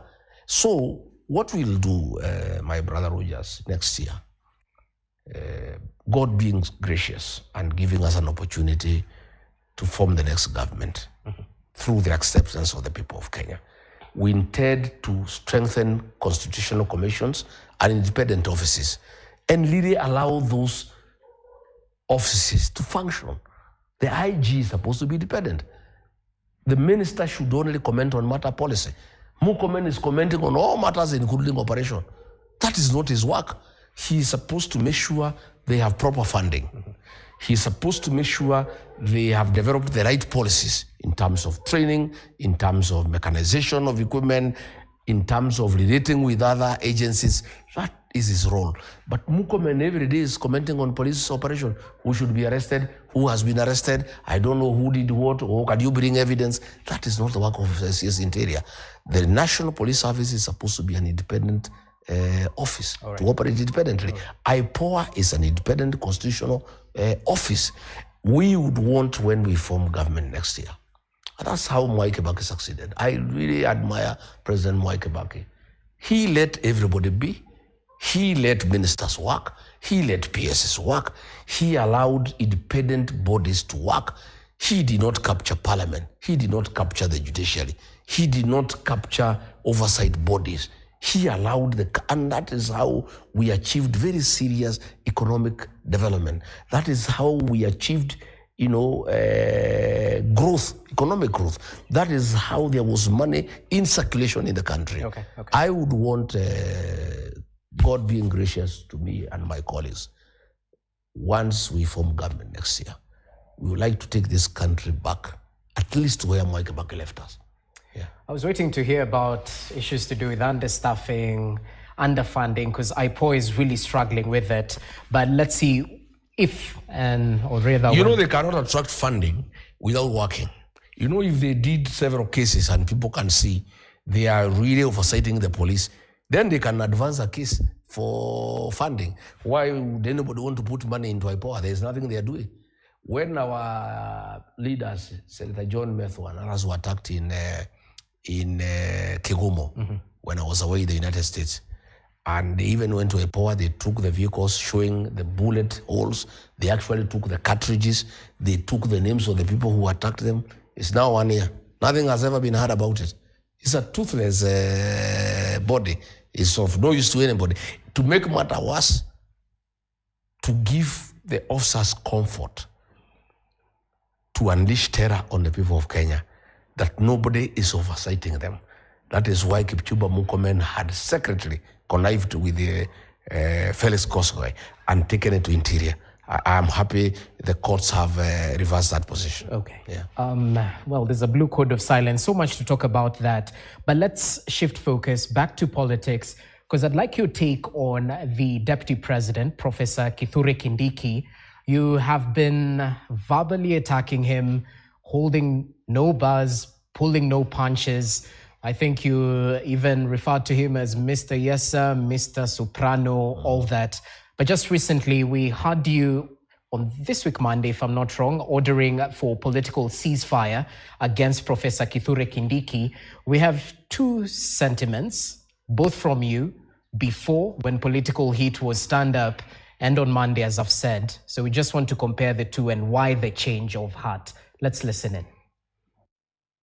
Unajua huyu Kasongo anatubeba ufala kule kwao, anapeleka empowerment. Vijana wanapewa matatu, si ndio?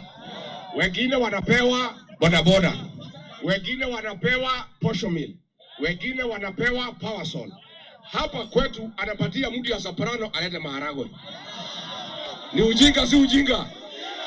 Ni ujinga si ujinga? Wewe mtu ya Soprano hapana tumiwa na Kasongo vibaya. Nimepata habari vile walikuwa wananikosea heshima hao wa Kalenjin. Wameanza kumtesa huyu Kindiki hapo, kumkosea heshima. So we professor, you are our son. I want to tell you, because you are our son, ukipata shida hapo mbele, because utapata. Welcome back home.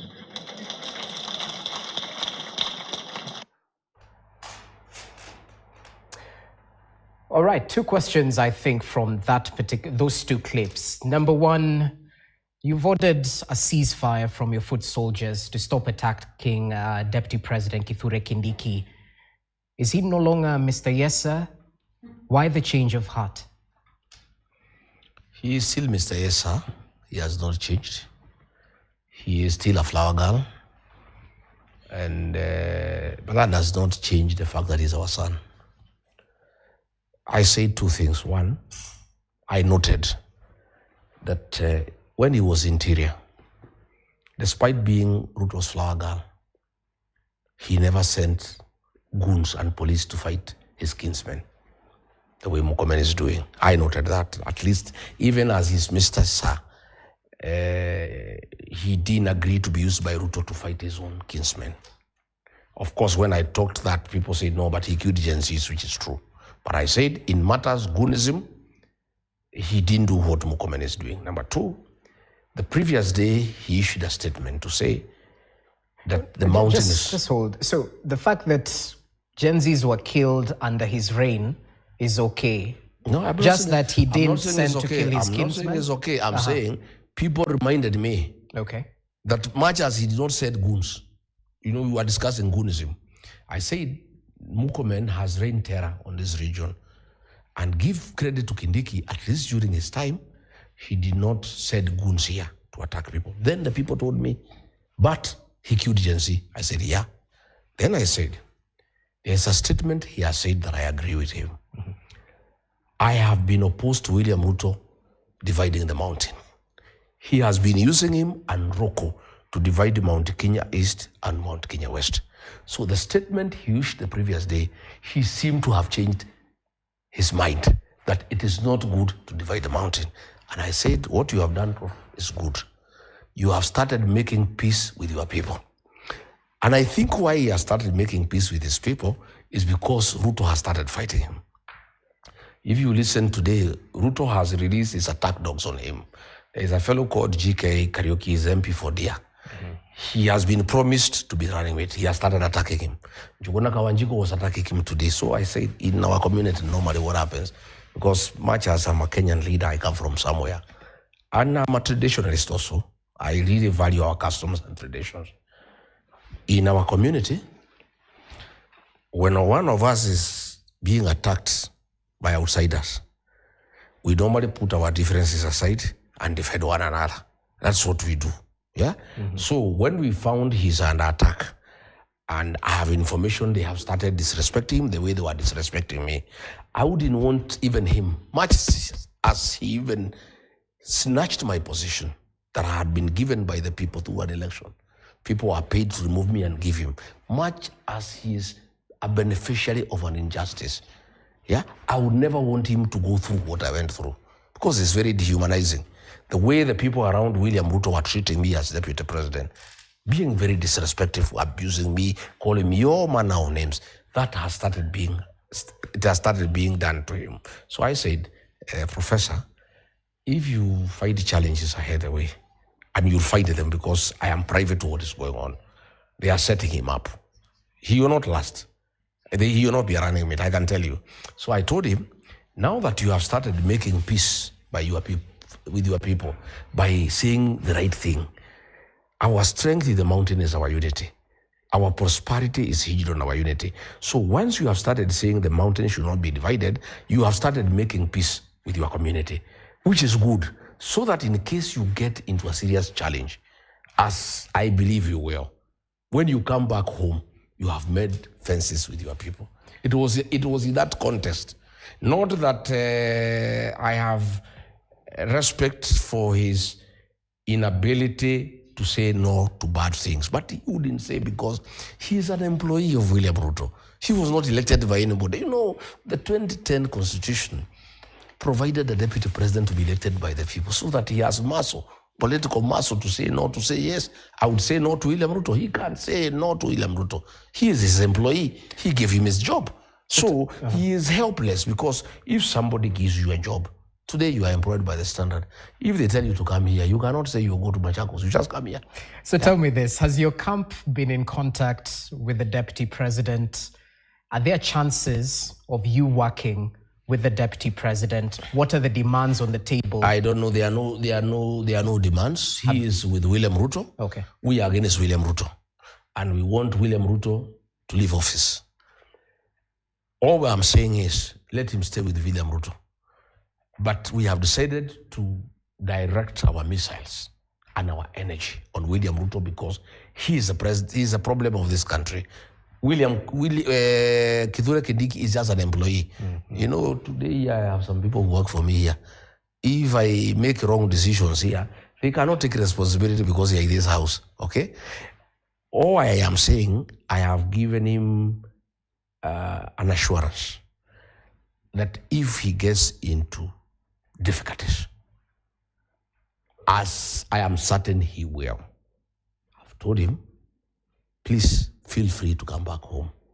We are your people, you are our son.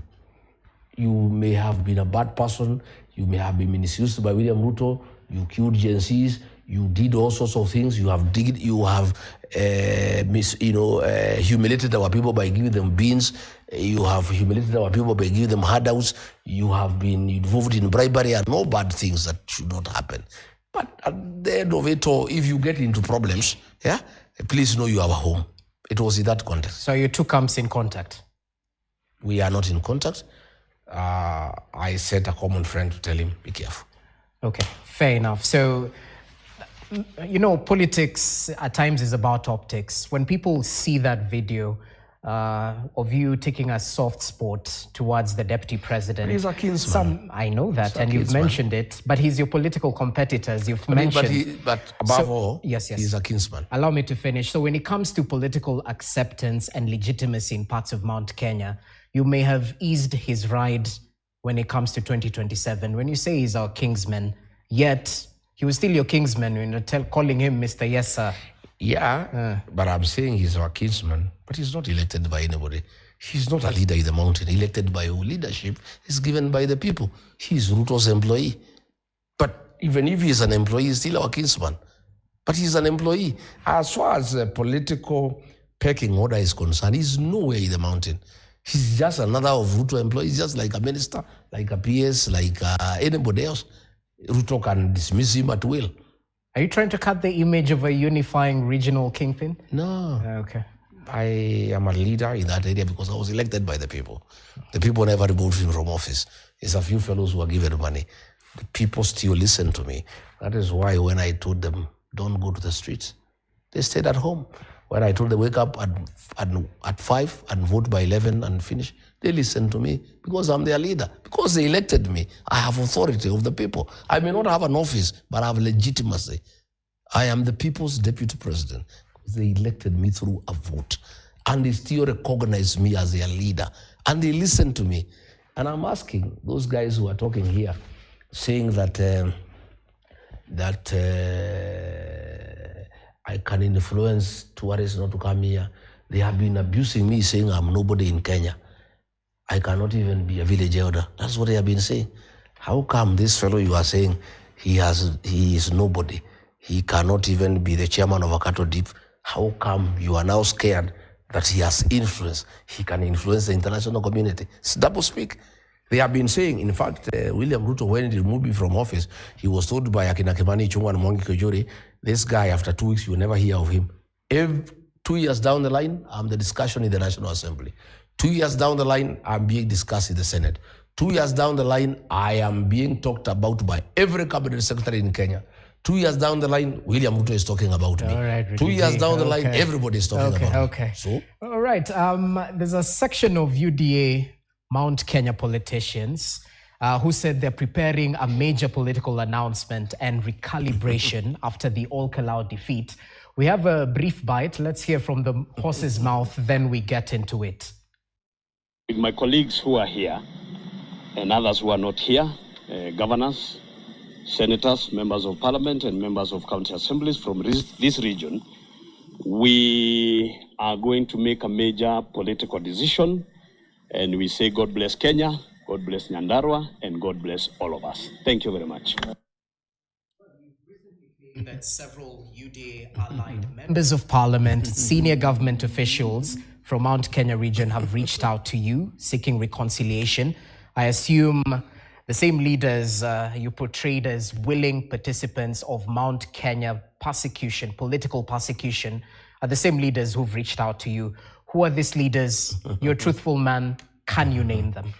These characters can make no major political announcement. They are dead on arrival. Their fate is sealed. Okay? They had hoped that William Ruto, with his money, with the chiefs, with elders, with the projects, he can help them get reelected.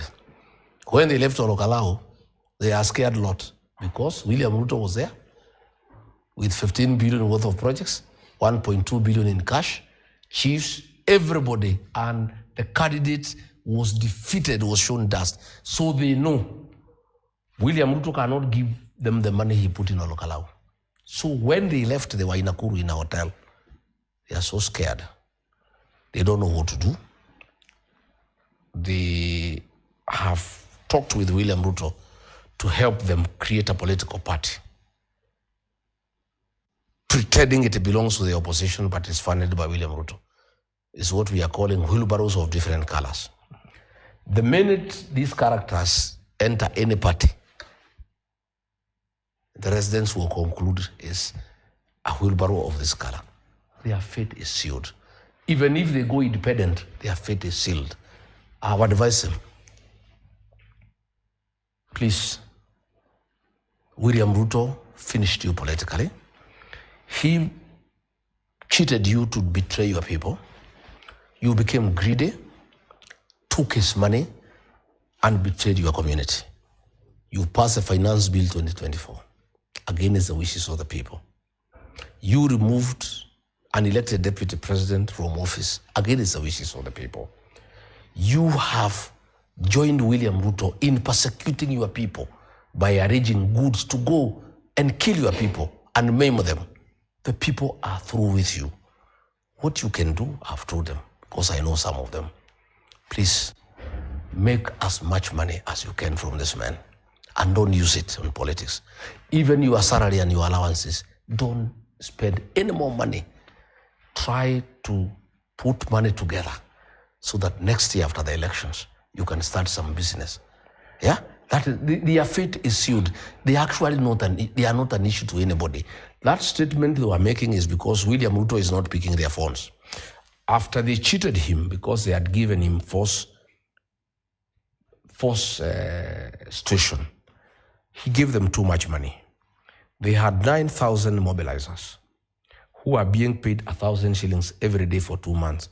That is 9 million every day for 2 months. 9 million times 60 days. Yeah? It's 540 million. But the people who voted for the candidate were only 5,000. 4,000 people who used to be paid daily for 4 months. Yeah? 2 months or 4 months? 2 months, yes. 2 months. They did not vote for this candidate. So William Ruto was mad. These people conned him. They also set him up against the people of Kenya. You saw what happened in Trans Nzoia. Other Kenyans now are asking, if you want our votes, the way you treated the people of Olokalao, we want you to connect electricity to every household. We want you to connect water to every household. We want you to give us a tank in every household. We want you to tarmac our roads. We want you to gravel our roads. We want a mattress for every home. We want shoes. We want gas cylinders. The people of Kenya are demanding things that Ruto cannot do, including his own place, the Kaleji Nation. They are demanding. They are saying, look here, we saw what you did in Olokalao. When you come here to ask for a vote, we want similar treatment. So these characters set up William Ruto before the rest of Kenya. So he is very mad. Okay. So he is not picking their phones. So they are trying to sell him fear, saying we are going to make a major political announcement so that he can call them because he may fear they want to defect to come to us. So they are simply trying to sell him fear. But William Ruto, in his own inadequacies, in his own naiveness, he knows these fellows are finished. That he knows. And he used to be told they are finished. Ichung'wa would urge him, no, give us a chance. Please, let's do Empower program. We'll change things. We can divide this mountain 50-50. We can do 30-20. But after all Kalau, William Ruto has come to the conclusion, this is spent capital. These are liabilities. They are fellows he cannot depend on. These are people who are just after his money. These are people who have lost favor with the people. He actually doesn't need them. He has to know what to do. You still haven't answered my question. Yeah. Who's reaching out to you? No, most of them. Most of them. I don't want to mention these characters. They are not worth my mention. They are finished. They are just spent a whole minute talking about them. I don't want to go into them because actually I must tell you, and allow me, I don't want to sound arrogant. They are actually irritants to the people of the mountain. They are irritants. By me mentioning them, I irritate the people because they are people for their own stomachs who have turned against their own people. Like what had happened in Lokalau. These characters you see here, they are the ones who brought goons to kill their own people. The women rep for Nyandarua, she brought goons to kill people who elected her twice. The MPs here brought people to kill their own people. They brought goons to rape women who elected them. These are people don't want to see. Even mentioning them irritates the population. Okay, allow me to proceed. And of course, we still haven't substantiated some of those things, but are you willing to accept them into your fold? The political transfer season is fast approaching. Yes. I've said everybody is welcome to DCP. Gather or scatter none, but I have a challenge with the population. When I said that yesterday, the day on Monday, the kind of messages I've received from Wananchi, I'm shocked. People are saying no. Those are people who have joined William Ruto to persecute us. These are people who sent goons to destroy our businesses. These are people who passed the finance bill. These are people who removed our leader from office whom we had elected and who used to defend the community. These are people who are just interested in their stomachs. These are people who cheer William Ruto when he is abusing the community, calling us tribal. We don't want them. But I leave the decision to the people because myself, I am a unifying factor. Even thieves from the community are my people. Even witch doctors, they are my people. Even pickpockets, they are my people. Even traitors are my people. Because now, when you are a leader in a bus, it's full of everybody, pickpockets, this and that. I am a leader of all these characters. I'm also a leader of very many good people. 98%. I have 2% of traitors and betrayers, thieves, witches, and all that. But they are all my people. But the decision of giving leadership belongs to the people. I have no say. I cannot say they will be elected. So the people will decide. The people will decide. Sovereign, yeah? The people will decide. Now, there's a section of Ruto's allies who are now back to the drawing board, of course, rethinking the political strategy following all Kalau. We'll take the board away. It's been a wake-up call, I'll say that. So I'd like your reaction on some of the statements that have been made in reaction to all Kalau. Politicians from other regions urging that there should be redirection of development funds to areas that have shown loyalty and support to Ruto's administration, adding that there's no need to convince someone who's already made up their mind. Briefly, your reaction to that, because you've been an insider. Well, Ruto I had Juliet Mohammed saying, these people are given goodies, they refuse. Mr. President, give us those goodies. We have told him, take those goodies. The people of the mountain don't want goodies. These are hardworking people who are industrious. They want economic empowerment. They want good prices for tea and coffee and milk. They want good business environment. They want security for their businesses. They will be able to buy the goodies for themselves. People will buy their own shoes. People will buy their own gas cylinder. As to development, there is nothing to take away from the mountain. There is nothing going on. There is nothing. All the roads have stalled. Businesses are not working. SHA is not working. These people of ODM who are saying redirect development, there is nothing in the mountain. There is nothing to redirect.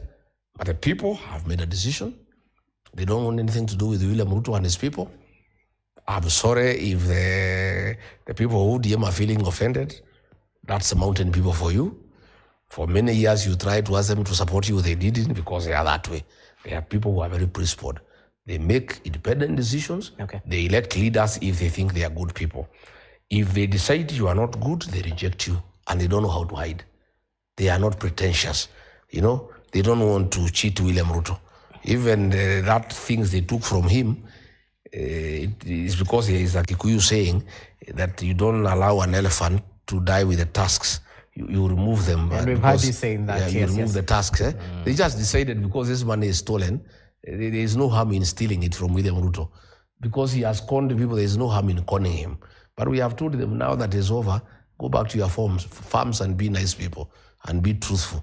And I've actually told them this money is too stained with the Gen Z blood.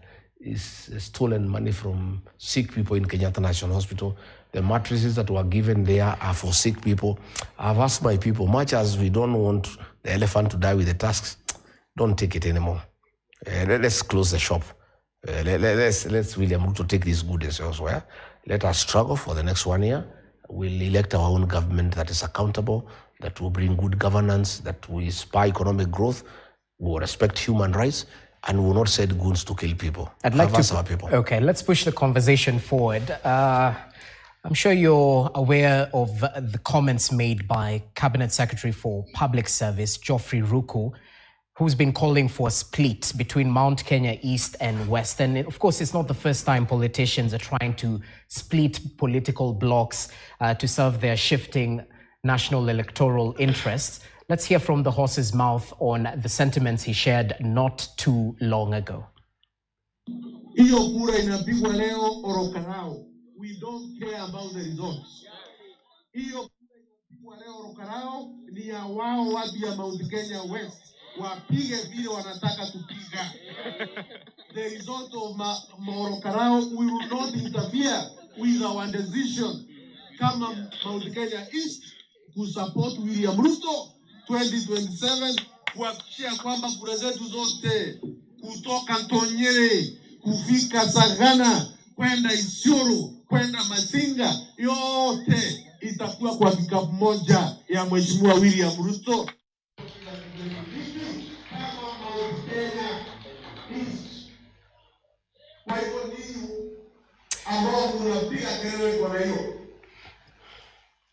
Okay, it's just a short bite from what he said. Of course, it's quite lengthy, but I'd like your reaction on this because you're heading to Meru and Embu for a political tour. Are you trying to counter what he's trying to... No, that is not Ruto speaking. That is William Ruto speaking. That is William Ruto's scheme. William Ruto is scared of a united mountain. Because as I told you, with this 50+1 provision, when this mountain is united against you, you have no chance of becoming president. So his scheme is to divide the mountain. This is one of the characters he uses to try to divide the mountain, but it's a waste of time. It's like dividing the mountain is like cutting the fig tree, the Mugumo tree with a laser. It cannot happen, it cannot work. He has been trying to use Kimani Ichung'wa, another of his mouthpiece, to remove Kiambu from the mountain. The people have refused, you know? And William Ruto is doing, and that's why I was happy with Kindiki. At least for once, he said the mountain is one. I was quite pleased because I know the danger of dividing this mountain, but it will not happen. And it doesn't matter what Ruto does. It doesn't matter whom he uses. What William Ruto is doing is what Moi used to do. It's a Moi script. Moi ruled us for 24 years through division. Divide and conquer. Divide and rule. And we learned our lessons. Since 2002, we have never been divided and will never be divided. Okay. I'm not going to Meru because of this. I'm going to Meru 1. That is the land of my mother. I've not been home for a while. And you know, normally you don't stay for too long away from your parents and your siblings and your cousins and your people. Number 2, I am on a job to continue consolidating my base. My base is the mountain, Nairobi and the Ma. I continue continuously. I have not been to Meru for a while, I think 3 months. So after the conclave in Wamonyoro, I felt that it is important that I go home, touch base and see my uncles, my aunties, and also talk to the people of Meru. This is not an issue. It is something that cannot work. You know, Moi did it. We suffered. We learned. And Point it's across. something we have agreed Okay. as Meru, as Embu, as Kikuyu. It will never happen. It's an exercise in futility. Let's speak about your political conclave, sir. 36 days, if I'm not wrong, into that 45-day political retreat and consultation drive. Yes. It seems we brought you to Nairobi before you finished it. So let's talk about the progress made. You've met various delegations. What have you gathered? Because you had mentioned you'll get the pointers and then have a sit down with former President Uhuru Kenyatta and chart the way forward. What have you gathered so far? Is there white smoke? Thank you very much. You brought me out of Wamunyoro. Also, I had to rush to Olkalau to go and say thank you after the by-election, because I come from a people who have gratitude. I am also going to bury the 2 young people who were killed by Ruto's police. And also I had to do some church function on Sunday. I am still talking to people. I'm still listening. And we have not reached a conclusion. And a lot of issues have arisen. Case in point? Many opinions, many suggestions, caution. Talk to us. Give us something, sir. In fact, You're being evasive. In fact, the 45 days I had wanted are not enough. I need to open space, and I'll have to extend, because the Kalenjin people want to talk to me. The Kipsigis came. We had a very enriching conversation. We saw that. I have 13 members of County Assembly from Baringo who are coming next week. I have the Talai elders from the Nandi, they are coming to see me. I have some people from Northern Kenya who are coming to see me. I had thought I would take 45 days, but the conversation has become very big. It has gone beyond the mountain. I have had discussions with the Ma. The people from Western want to talk to me. So I had thought I could conclude this matter in 45 days, but from the way it is looking, I need to add maybe another 10, 12 days so that I can complete the conversation. I indicated that I will reach out to my elder brother, President Uhuru Kenyatta. One, by his stature, he's a senior leader from our region and in this country. He's a nationalist, he's a statesman. And major decisions that I may make, I may need his counsel. You know, I was his personal assistant for a long time. True. And we enjoyed a very good relationship until William Ruto came between us. And when I disagreed with Ruto, I looked for him to make peace, because we were very tight before Ruto came between us. So when Ruto left my life, I went back to my brother. So I value his wisdom, I value his experience, I value his patriotism, and he's a senior elder. So I have told him that after I talk to everybody else, I want to compare notes with him and say, Your Excellency, I've been talking, this is what I've been told, this is what I've been told, I'm thinking this way, what do you think? So you're in talking terms with Uhuru Kenyatta? We are in good terms. Who raided his Northlands farm? I don't know. You should ask the people who are in charge. I was not in charge of security. You had Kimani Ichung'wah threatening to attack those farms. 10 days later, they were attacked. I've had people trying to develop nonsensical narrative. Kimani Ichung'wah threatened that the farms of Uhuru will be attacked. 10 days later, they were attacked. Do you need rocket science to know who organized that attack? Somebody says, Rogers, you KTN, if you are not careful, we shall raid KTN. 4 days later, KTN is raided. You don't need, even a standard 4 child would know who organized that attack. But ignorance is no defense. No, you were in government when it happened. I am saying. Number two, let me also tell you, from the security architecture of this country, nobody can touch a retired president without the full authority, concurrence of the sitting president. When his guards were withdrawn, it is William Ruto who authorized. Not you. I have no such authority. If a retired president is almost at the same level with the president, even his treatment is higher. So there is nothing that could be done against President Uhuru Kenyatta attacking his farms, withdrawing his bodyguards, withdrawing the bodyguards of his mother, without the express authority of President Ruto. President Ruto and Kimani Ichung'wa are like this. Kimani Ichung'wa said the farms will be attacked. 10 days later they were attacked. Where does Rigathi Gachagua come in? You were silent, you know. At times silence is consent. If a retired president has been attacked and you are aware that he cannot be attacked without the express authority of your boss, what do you do? I had not started calling out William Ruto at that time. I started calling him out later when he became excessive. Those days I was just a bit submissive, hoping things can get better. Okay. He was having too many excesses. I would try to correct him in private, but he would not listen. It reached a point I started correcting him. But anybody telling you, Rogers, that anybody can interfere with the affairs of a retired president without the full authority of the sitting president is lying to you. Okay, back to the views you've collected so far. You chose not to tell us. Let me continue collecting. Allow me not to divulge because I'll be putting the cart before the horse. Let me continue listening, and so that when I complete, I'll call the press and say, this is it. Okay, let's speak matters united opposition. And I'll start with some of the perceptions that are out there before we get to the progress made in terms of singling out a presidential candidate. There's a perception that perhaps you're aiming to be a kingmaker with the aim of having a large stake in the next government if you're fortunate enough after the general election. Clear the air. Do you have intentions of being in the executive?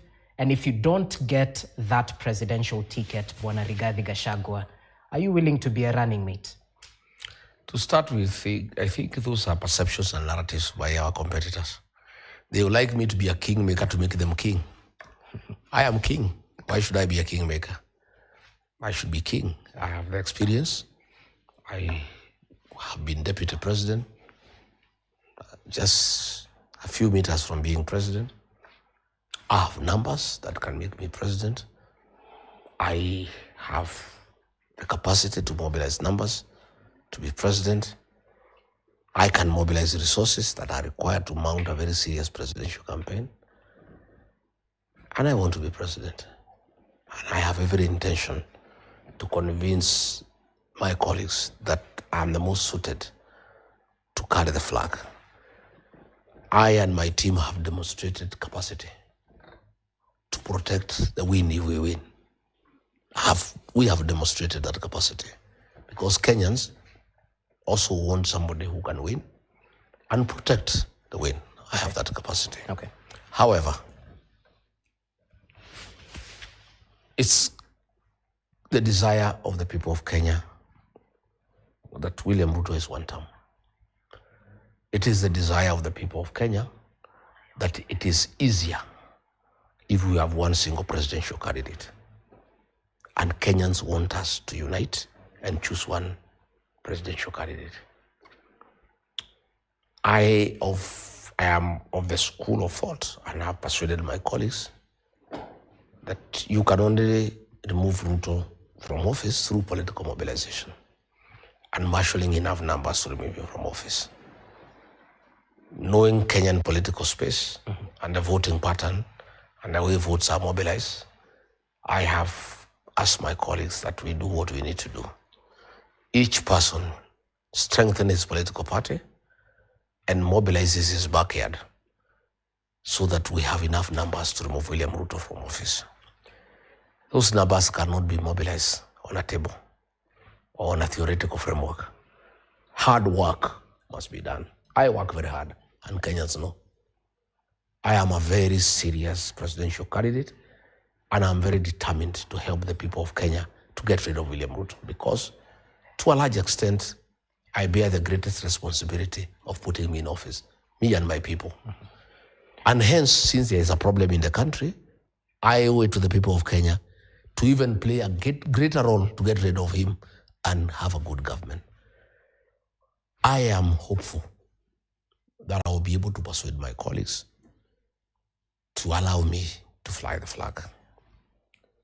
If I am not successful in that quest, and my colleagues persuade me otherwise, that for us to remove William Ruto, I need to give way to somebody else, I will do so willingly and conditionally, and my supporters and I will support that person to a man. So you don't mind being the deputy presidential candidate I don't even have, or even a junior role? I don't even have to be anything. Today, Rogers, I am nobody. I don't have a salary. I don't have security. I occupy no position in this country. But I influence things. I make things happen in this country. I'm the point of reference in all matters. Everybody answers me daily. I don't have to be anybody to influence change of government for the better. I am a man who is willing to sacrifice anything to bring good change and good governance in this country. I am willing to sacrifice anything, including my presidential ambition, to make sure William Ruto is one term.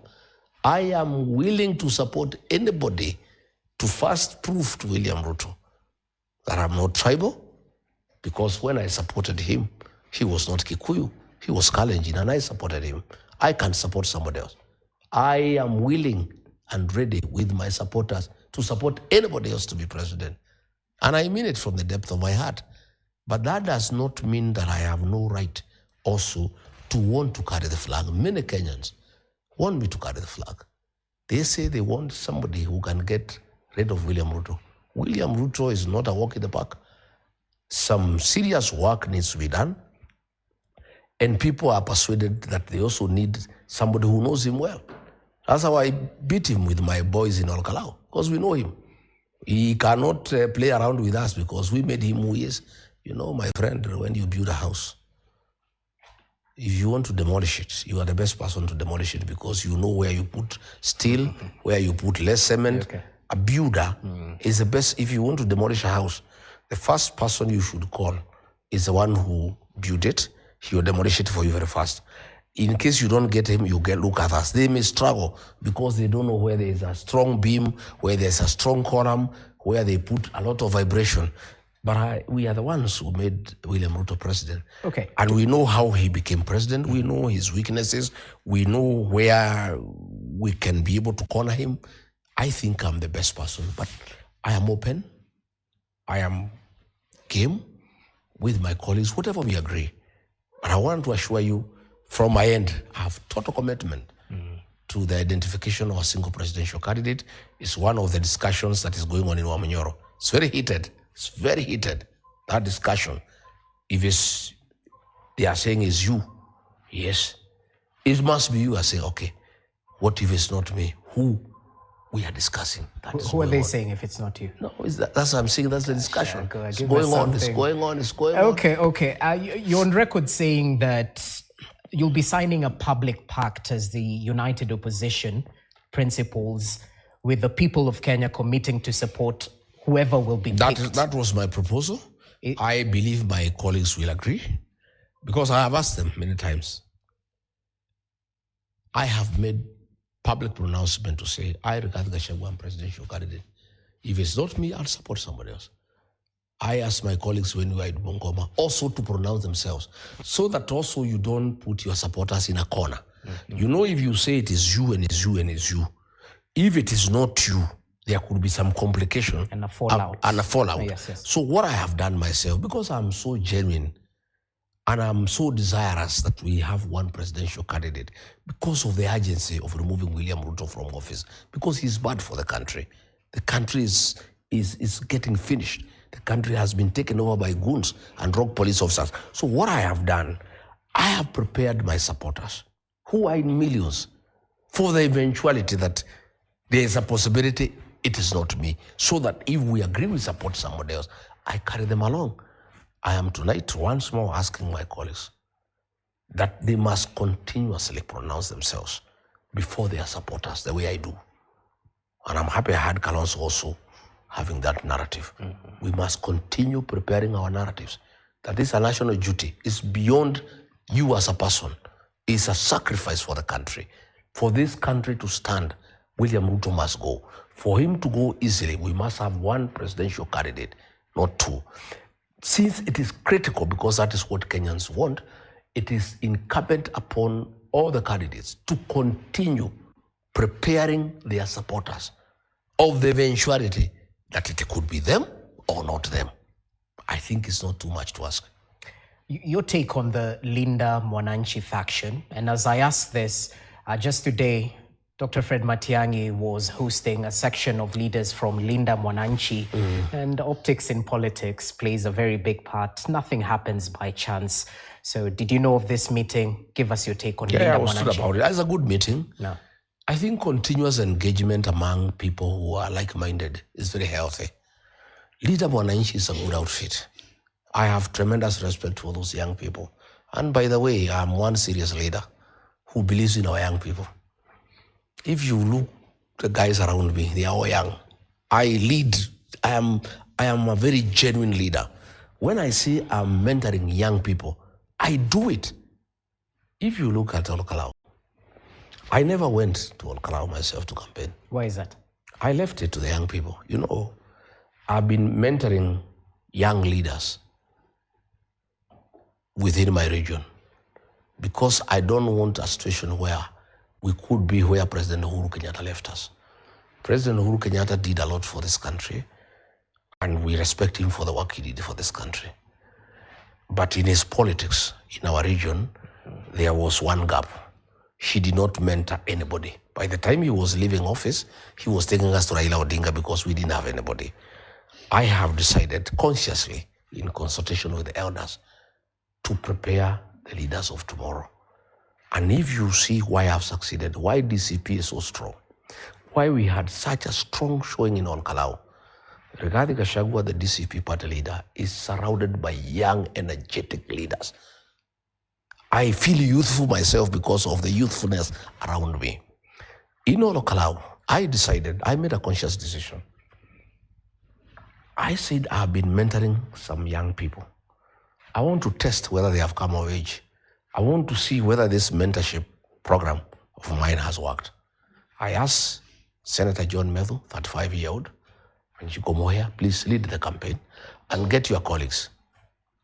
Jerry Minor, 29, 30, Karungo Thangwa, 41, young people. And I'm to date. Among the things I'm celebrating in this win of Garau is the success of my mentorship program, that the leaders I'm mentoring have come of age. In fact, I was under a lot of pressure from the community that Kalau was very important because of the dignity of our community, that if something went wrong, they would be very offended. And they were finding me a bit irresponsible, in fact, reckless, that I had left it to that 35-year-old man to drive such an important exercise. And many people urged me to move to Kalau and take charge. But I had confidence that for the last 2 years, I've mentored men and women, young ones, and they have come of age. Okay. And I didn't want to know. Okay. And I told my people, go and deliver. In fact, when William Ruto put too much money and brought the train, they almost chickened out and said, oh, boss, this thing is too important for us. Ruto has put too much money. We have 7 ministers. Please come and help us. I said, no. You guys, I want to see whether you have come of age. This thing, drive it to the end. They reached a point, they panic. In fact, I drove all the way to Nyahururu. They convinced me to go and take over the campaign. They were panicking because of the goodies, because of the money. I went to Nyahururu. And then I changed. I went in a small vehicle. I changed. I went round. I listened. I called them. I said, continue. There's no problem. Today, I want to tell the people, there are people who have been saying, oh, the mountain will not have a presidential candidate, or Rigathi Gachagua can be locked out by the courts. In fact, most members of parliament from the mountain, Akina Faith Getawa and Alan Zichongwa, they have gone to William Ruto saying, please interfere with the courts and make sure Rigathi Gachagua is barred from ever running, because if he runs, he'll finish us. See what you can do with the court and make sure he is barred from ever running, so that if he doesn't run, the mountain doesn't have a presidential candidate, then it's easier for us to get elected. I have very bad news for you.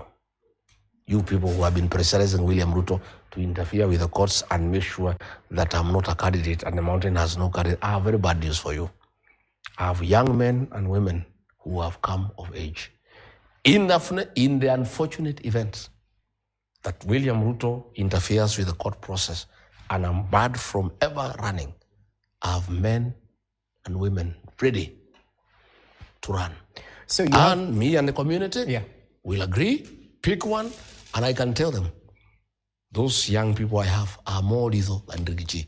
In fact, a contest between one of my people, the ones I have, they would have a better showing than I as a presidential candidate because one, they are youthful, they have a lot of energy, and also the country is craving for youthful leadership. So those who have been going to Ruto crying to him that he can use his influence and money to corrupt the courts so that I'm locked out, so that the mountain will never have a candidate for president, for deputy president, I have bad news for you.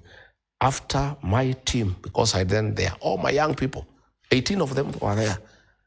From among them, in case they succeed, and they say, I cannot, we have men and women, competent, capable, articulate, energetic to be president or deputy president for that matter. And I'm a very happy leader that my mentorship, my community will never be exposed again.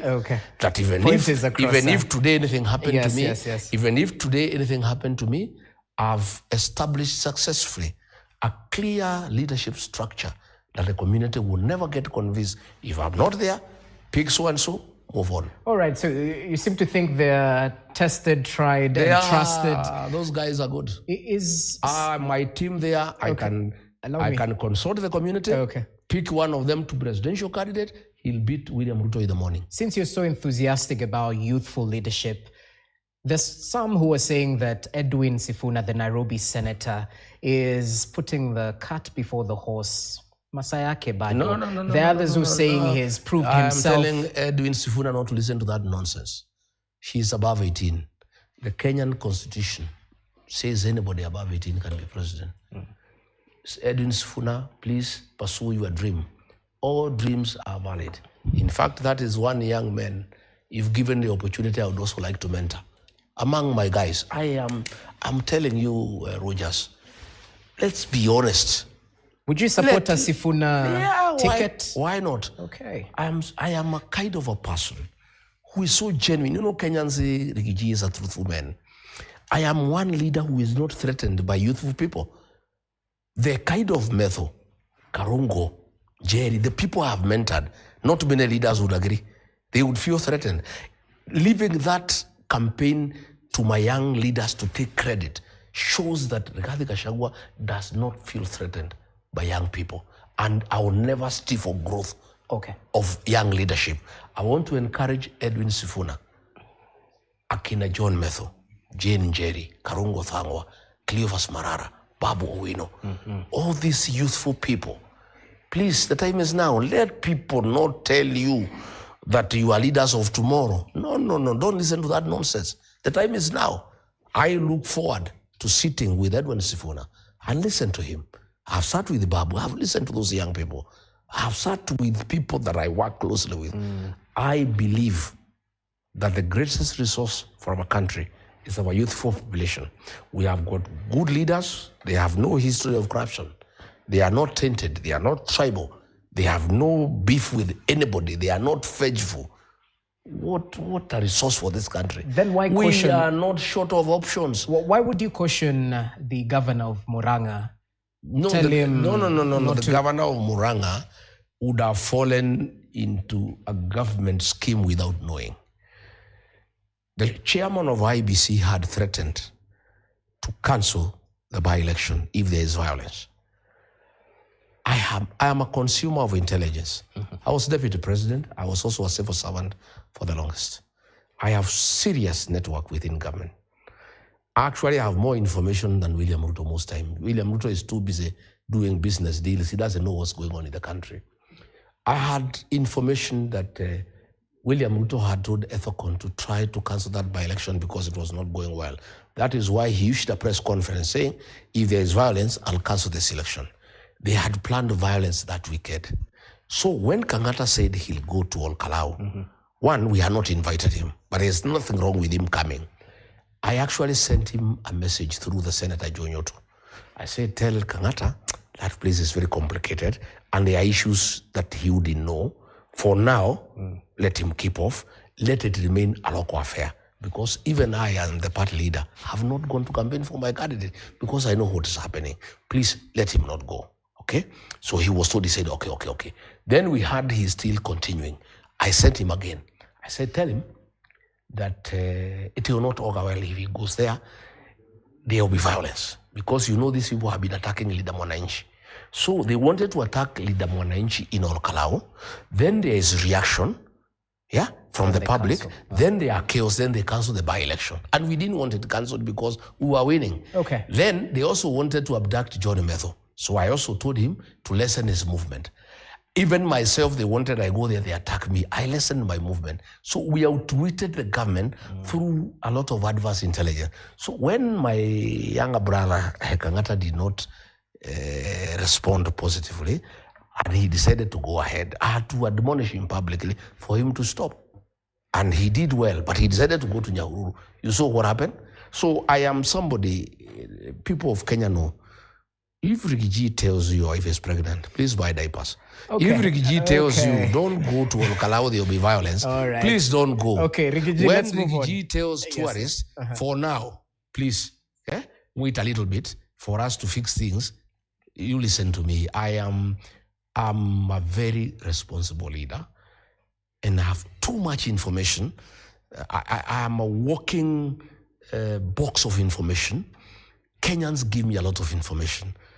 I have very loyal police officers. Okay. I have loyal intelligence officers who love this country and who see me as a protector of this country, and they give me information to forestall bad things that can happen in this country. Naturally, out of curiosity, I'd ask who your intelligence intel comes from, but as a journalist, many. Yeah, I know you don't mention your sources. 75% of the National Intelligence Service is with me. 90% of the National Police Service is with me.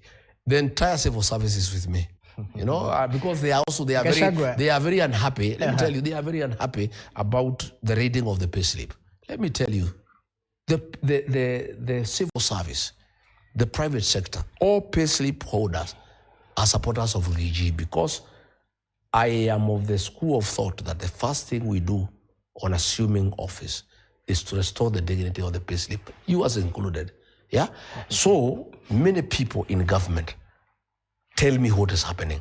When Mukomen had decided to wreak havoc in the mountain during the memorial of the Jubilee of the Gen Z protest on 25, they told me what is happening. Even when he sent people to withdraw 200 million to fund violence in the mountain and Nairobi, it is people within the government who told me, and I was able to forestall that. And I want to ask public servants who have been talking to me to continue doing so. As I have done, I have always protected my sources. I am very careful. I am a smooth operator. I've been around for a while. The last conversation we had, I tried pressing you. You didn't operator. Yes. I'm able to get information from government people without exposing them. All right. I have created enough mechanisms for people to reach me without coming to me directly, without people bagging phones. I have created all those systems because I am government. I am a walking government operative. I've been government for too long. I understand government more than William Ruto. I know what is government, and I've invested heavily on networks, on information. And that's why I'm ahead of William Ruto all the time. Okay, Gachagua, I'd like us to talk about removing Ruto, what next? But before we get there, is there white smoke in identifying a presidential candidate? What exactly is the mechanism that you favor? We've heard of a scientific approach. Others are pushing for Kenyans to decide. As a matter of fact, we hear that there's a portal opened in terms of choosing your preferred presidential candidate from the united opposition. What's your preferred criteria when you sit at that table eventually to decide who'll be facing off against President William Ruto? Well, to start with, I'm not part of that portal. I don't know anything about it. Nobody has talked to me about it. Number two, In my view, there's no hurry. In my view, President Mwai Kibaki, the third president of this great republic, the greatest leader of our time, the man who transformed this country and dignified all of us, was identified and announced as the single presidential candidate for the opposition on 14th October 2002, when the elections were scheduled for 27th December the same year. So 2 months, 13 days apart. We have a year to go. I'm sure you had Justin Muturi. No, Is it cowardice? No. Here's his view. Okay. You know, people have different perspectives. From where he sits, he thinks we need to do it now. From where I sit, I don't think so. I think we need to take time so that we build synergy, we build trust, and most important, we mobilize numbers. Naming a presidential candidate before you mobilize numbers is an exercise in futility. It's shooting yourself in the foot. How do you go to war before you put your soldiers into place? You must have the general.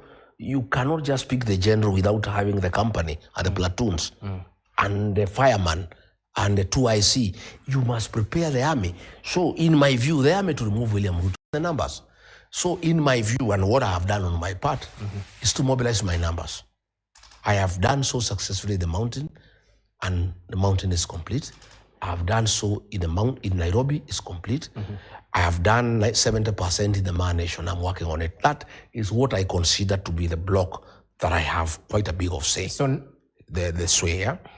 I would expect my colleagues to also consolidate their numbers. I have sent word to Sifuna. I have sent word to Eugene Wamalo. I have sent word to George Natebea, my former colleague in the administration, to Cleophas Malala, to put the act together and consolidate the Western region, where Ruto is making a lot of forays. They must consolidate that region. Kalonzo, to a great extent, has mobilized the Ukambani to send the coast. Matiang'i, the same Kisii. Yeah. I am also mobilizing the agencies and the payslip holders. Once the process of consolidation is complete, in my view. When is that? In my view, later in the year. Later in the year. Okay. Then we can sit down and say, hey, good people, Rigathi, give us a report. I've mobilized this and this. I can talk of so many millions. Mother, what have you done this and this? Eugene, fanya tukubaliane. Then we agree on the mechanism. On my case, I have done the mobilization. But the people I lead are not told where to go by anybody. They are the ones who decide where to go, and the leaders follow. That's why I'm in Wamanyoro. I'm also listening, so that when I go to this conversation, probably later in the year or early January, I have mandate from the people that I lead, because I don't have an opinion of my own. I lead people who are very independent-minded. And if you find President Uhuru Kenyatta understood those people a bit late, when he tried to tell them, let's follow this direction, they say no, because he had not consulted them. I want to do things differently. I am a very consultative leader. The slogan for my party is Sikiza wa Kenya. All right. I am listening. Okay. And I have picked a lot of things. In fact, many things I thought I would have done, I will do them differently because I have been told. All right. No, don't go in that direction. Apo? No. Don't go that way. This is a good path. Follow this path. This one, no. You know, in my view, I cannot enter that discussion with anybody until I conclude consultations with my support base and I get clear mandate, direction and instructions. When I get, if my colleagues are ready for us to engage, I'll engage. But telling you I can engage tomorrow, I'll be cheating you. I don't have the mandate. I have not consulted extensively and sufficiently to enable me make an informed decision that has clear mandate from the people. You know, my brother, you may go there and endorse something. You come back to the people, they say that's your decision. You must carry the people along with you. Okay. And that's what I'm doing. Interesting. Before we sample some of the questions that are being forwarded, and by the way, the hashtag to use is Rigathi on KTN, I'd like us to talk about if you succeed to remove Ruto, then what? And we'll focus on the key sectors of the economy, perhaps starting with education. I'd like your reaction to the government's plan to roll out the fully funded tertiary education. We heard from President William Ruto that that move will scrap the 2023 income-based higher education funding model, which had faced widespread criticism, including from yourself. Did they finally get it right this time round? They've shifted the burden from the parents to the government. Is this a step in the right direction? When we successfully remove William Ruto from power next year, and it will happen, by the way. I've been in many successions. This is the easiest. Voters will decide, yes. This is the easiest. From where I sit. The voters will decide, but we are players, and we talk to these voters. We know them, we understand them. The first thing is to fix the social sectors.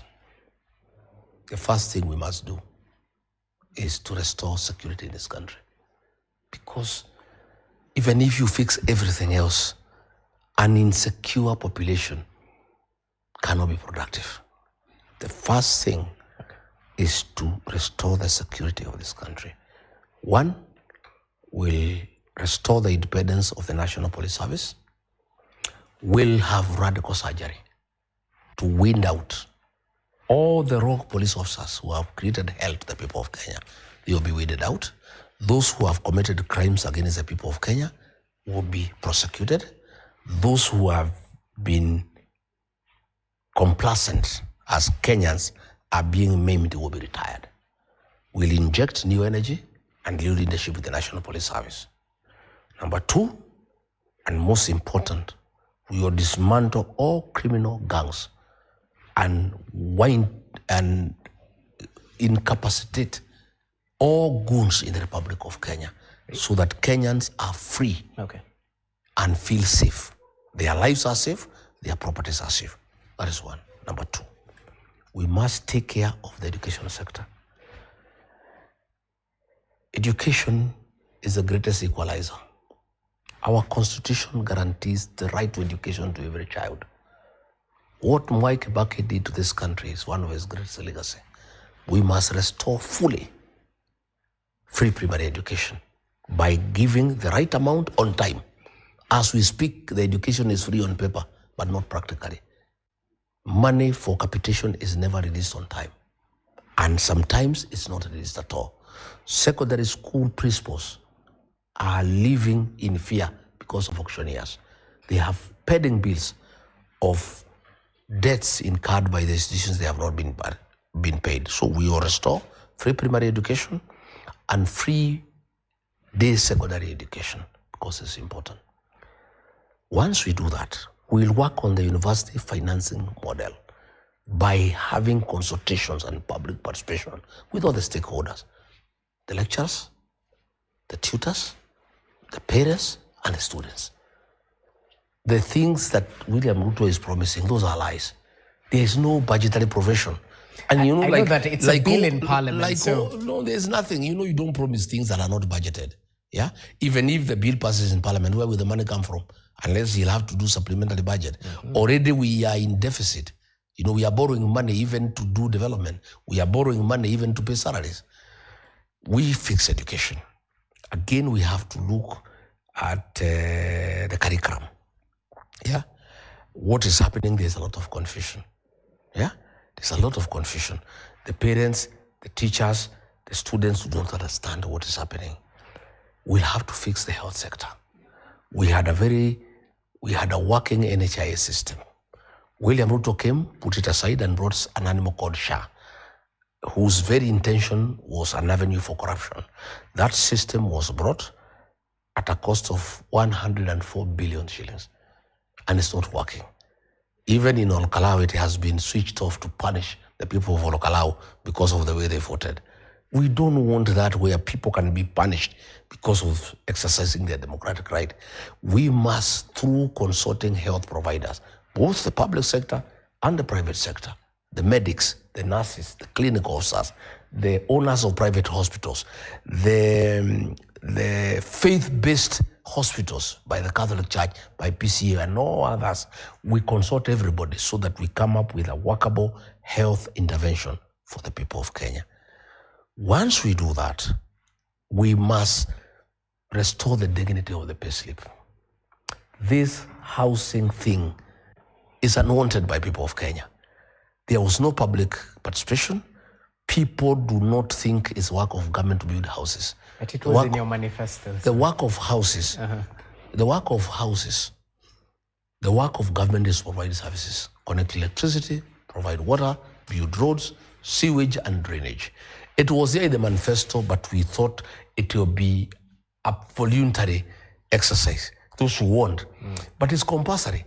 Even yourself, you are taxed, and I don't know whether you need the house. So we are going to scrap the housing levy, and the houses that have already been constructed, if I am president, I'll allocate them to our police officers across the country so that they can live in dignity. What about the people who've contributed? The ones who have contributed, we'll see. There are many that are in the process. Those ones, because the election is next year, once they are complete, those ones we don't have to give them to anybody. Those ones we'll allocate them to our police officers and other people who are serving government. The extra ones we'll give them to the county governments to list them out and create revenue for the county government. So back to my question. I'd asked about that proposed tertiary universal funding bill. I am saying I have not interrogated that bill myself. I'll ask my members to share with me. Okay. I must be very honest because I like being truthful. I have not had a look at it. Okay. But now that you have brought it up, I'm going to have a look at it so that I interrogate it. And when we meet next time, I can give you my opinion. Briefly, let's talk about the independence of the three arms of government. Just today, Law Society of Kenya were boycotting the courts due to issues they've raised around accountability. Ideally, judges should be beyond reproach. You've mentioned that Parliament has been captured. How do we fix this state capture of other arms of government? We must free the three arms of government to work independently. How? They'll be by allowing them, giving them budget and allowing them to function. That's why we are looking for very good legislators. My party wants quality. I don't want what we are having today. What in my community are calling tugege. We don't want that. People who have no mind of their own, people who are just after their stomach. The 13th Parliament is an embarrassment to this country. The Speaker himself is a youth winger for UDA. Even the courts have stopped him from being a youth winger. He's still insisting. The Speaker of the National Assembly is supposed to moderate debate by not taking sides. This one is a youth winger. And I told him when we met in a funeral in Olkalau, yes, we want a parliament with good legislators who can make good laws, who can do proper representation, and who can do oversight. We want an independent judiciary. I don't want to prejudice my own case, but Kenyans were shocked that a court of law can say under Article 50, the right to fair hearing, that somebody did not get fair hearing, and then go ahead and say, the decision that came out of a process that is not constitutional stands. This is constitutional absurdity. I don't want to go into it because it's the Court of Appeal. But these are some of the things that have really shocked the people of Kenya. Yeah. We have seen many cases where High Court has issued conservatory orders stopping government from certain things that are constitutional. And then the Court of Appeals lifts these orders and allows the government to continue. So there are many concerns, and I think the boycott that is going on is a good thing, so that the judges, all the way from Supreme Court, Court of Appeal, High Court, they can know Kenyans are not happy, and they can know that Kenyans are looking at them. But some have questioned the approach of the boycott. It will be infringing on the rights of those who need to seek access to justice. If the courts have impunity? What do you do? Sometimes it's just like this thing I talked about tourists. Ordinarily, that is not the right way to do.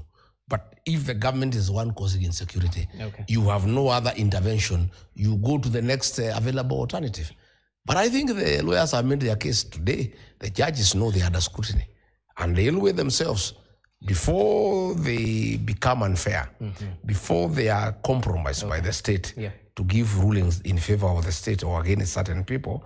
I think the awareness that has been created by this boycott is good enough. Fair enough. It's 4 years to the end of Vision 2030.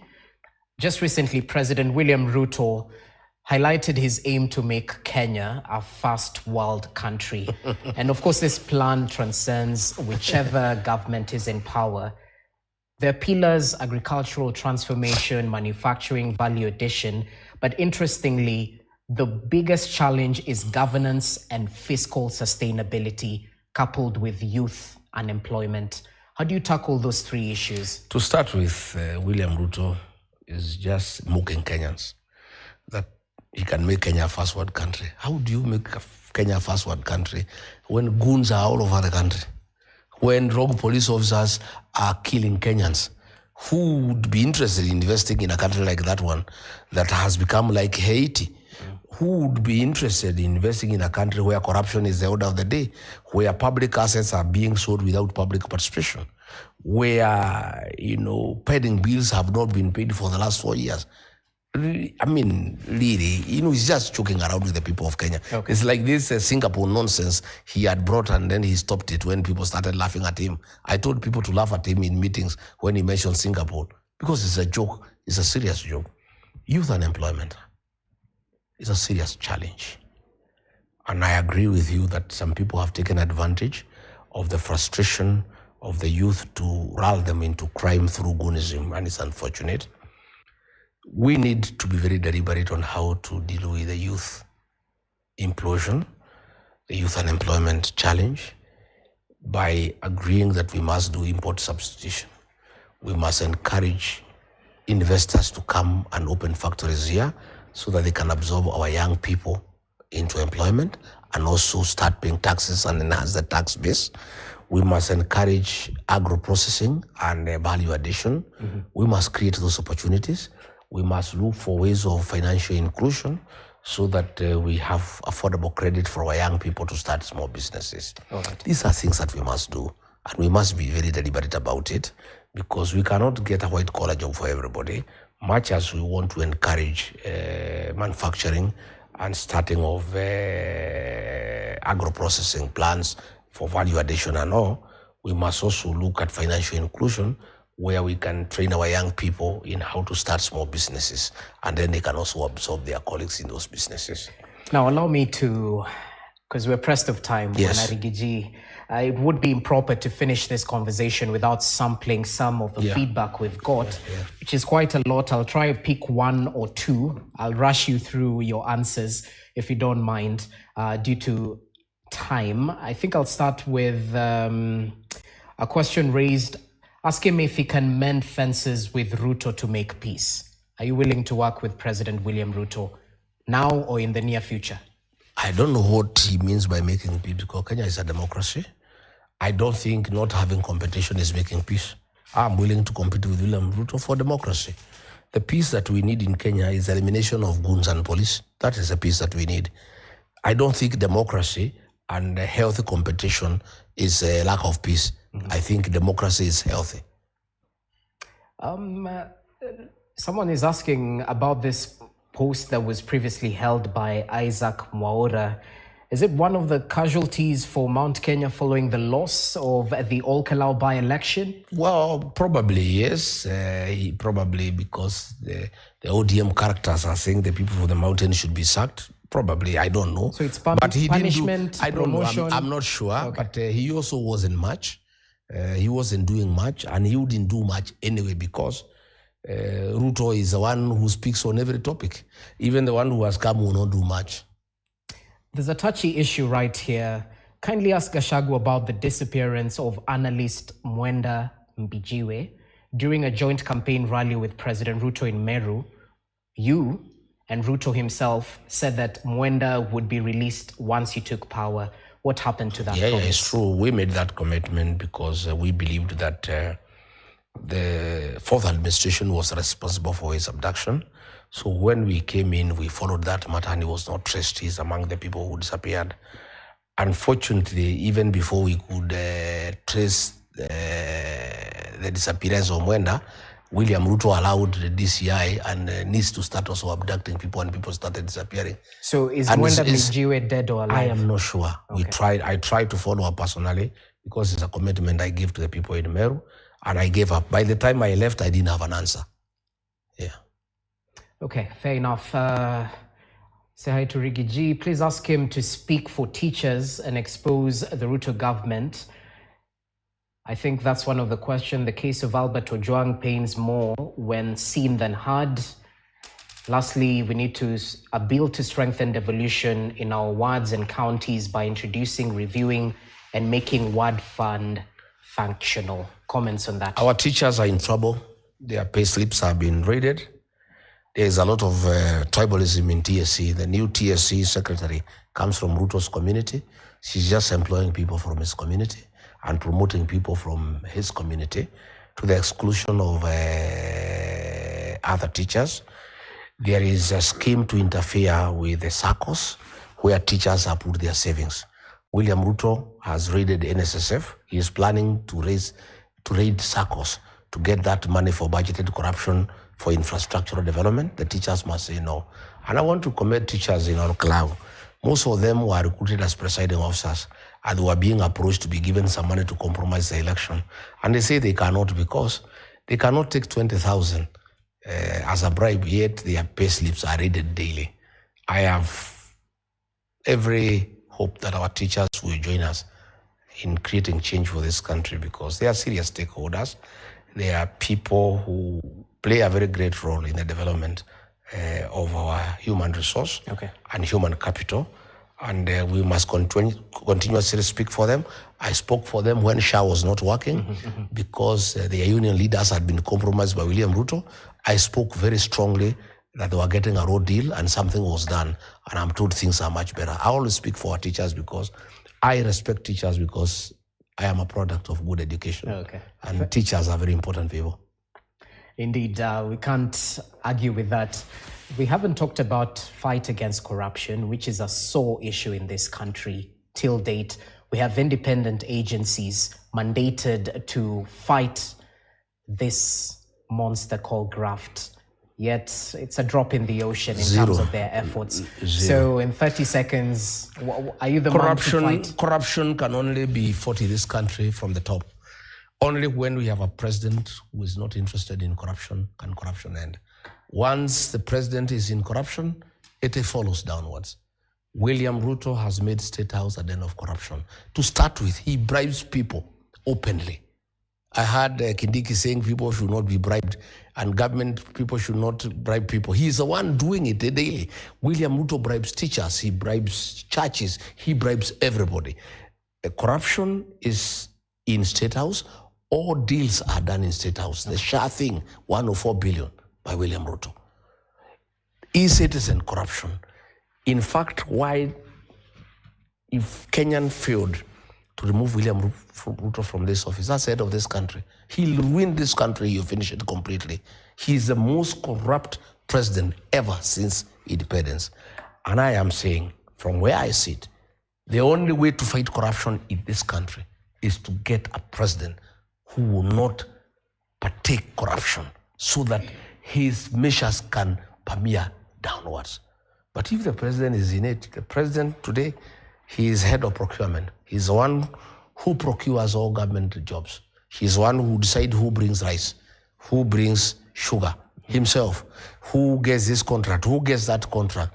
And it has gone. In fact, what is happening now, his people around him, especially his tribesmen, they are saying it's injury time. They can see Ruto may not come back, so they are stealing left, right, and center, plundering everything. This country is on its deathbed. Well, I know. Unless we wake up early on the 10th of August, vote and protect our votes, and bring a new government. If this government, in the unfortunate and unlikely event, they find their way back, there will be no country. Mr. Gachagua, I know a fish starts to rot at the head, but strengthening these independent institutions would perhaps be... There must be political goodwill. There must be a president who doesn't want to get involved in corruption. That is a president who will empower EACC. He'll empower DCI. He'll empower everybody else. And things will flow. Like Mwai Kibaki. Mwai Kibaki never got involved in corruption. And that's how we got very serious economic growth in this country. We must learn from President Mwai Kibaki and be like him, you know? But I remember there was a golden bag scandal during his time. Till date, we haven't seen. I know he wasn't golden involved, bag was during Moi's time. Oh, before, There was Triton, but Mwai Kibaki moved in. he sacrificed all ministers. Okay. Even people who are very close to him. All right, they had to go. Gachagua. We've come to the end of this conversation. Thank you very much. We've canvassed most things. Oh, yeah. I hope you'll make time for us next time. Yeah, sure. And of course, as members of the Fourth Estate, we'll be taking some of your sentiments, fact-checking them in order to ensure that... Please do. And we want to thank you for bringing out very courageously the challenges Kenyans are facing. You've been very consistent in calling out goonism. You've been very consistent in calling out corruption. You have been very consistent in calling out impunity.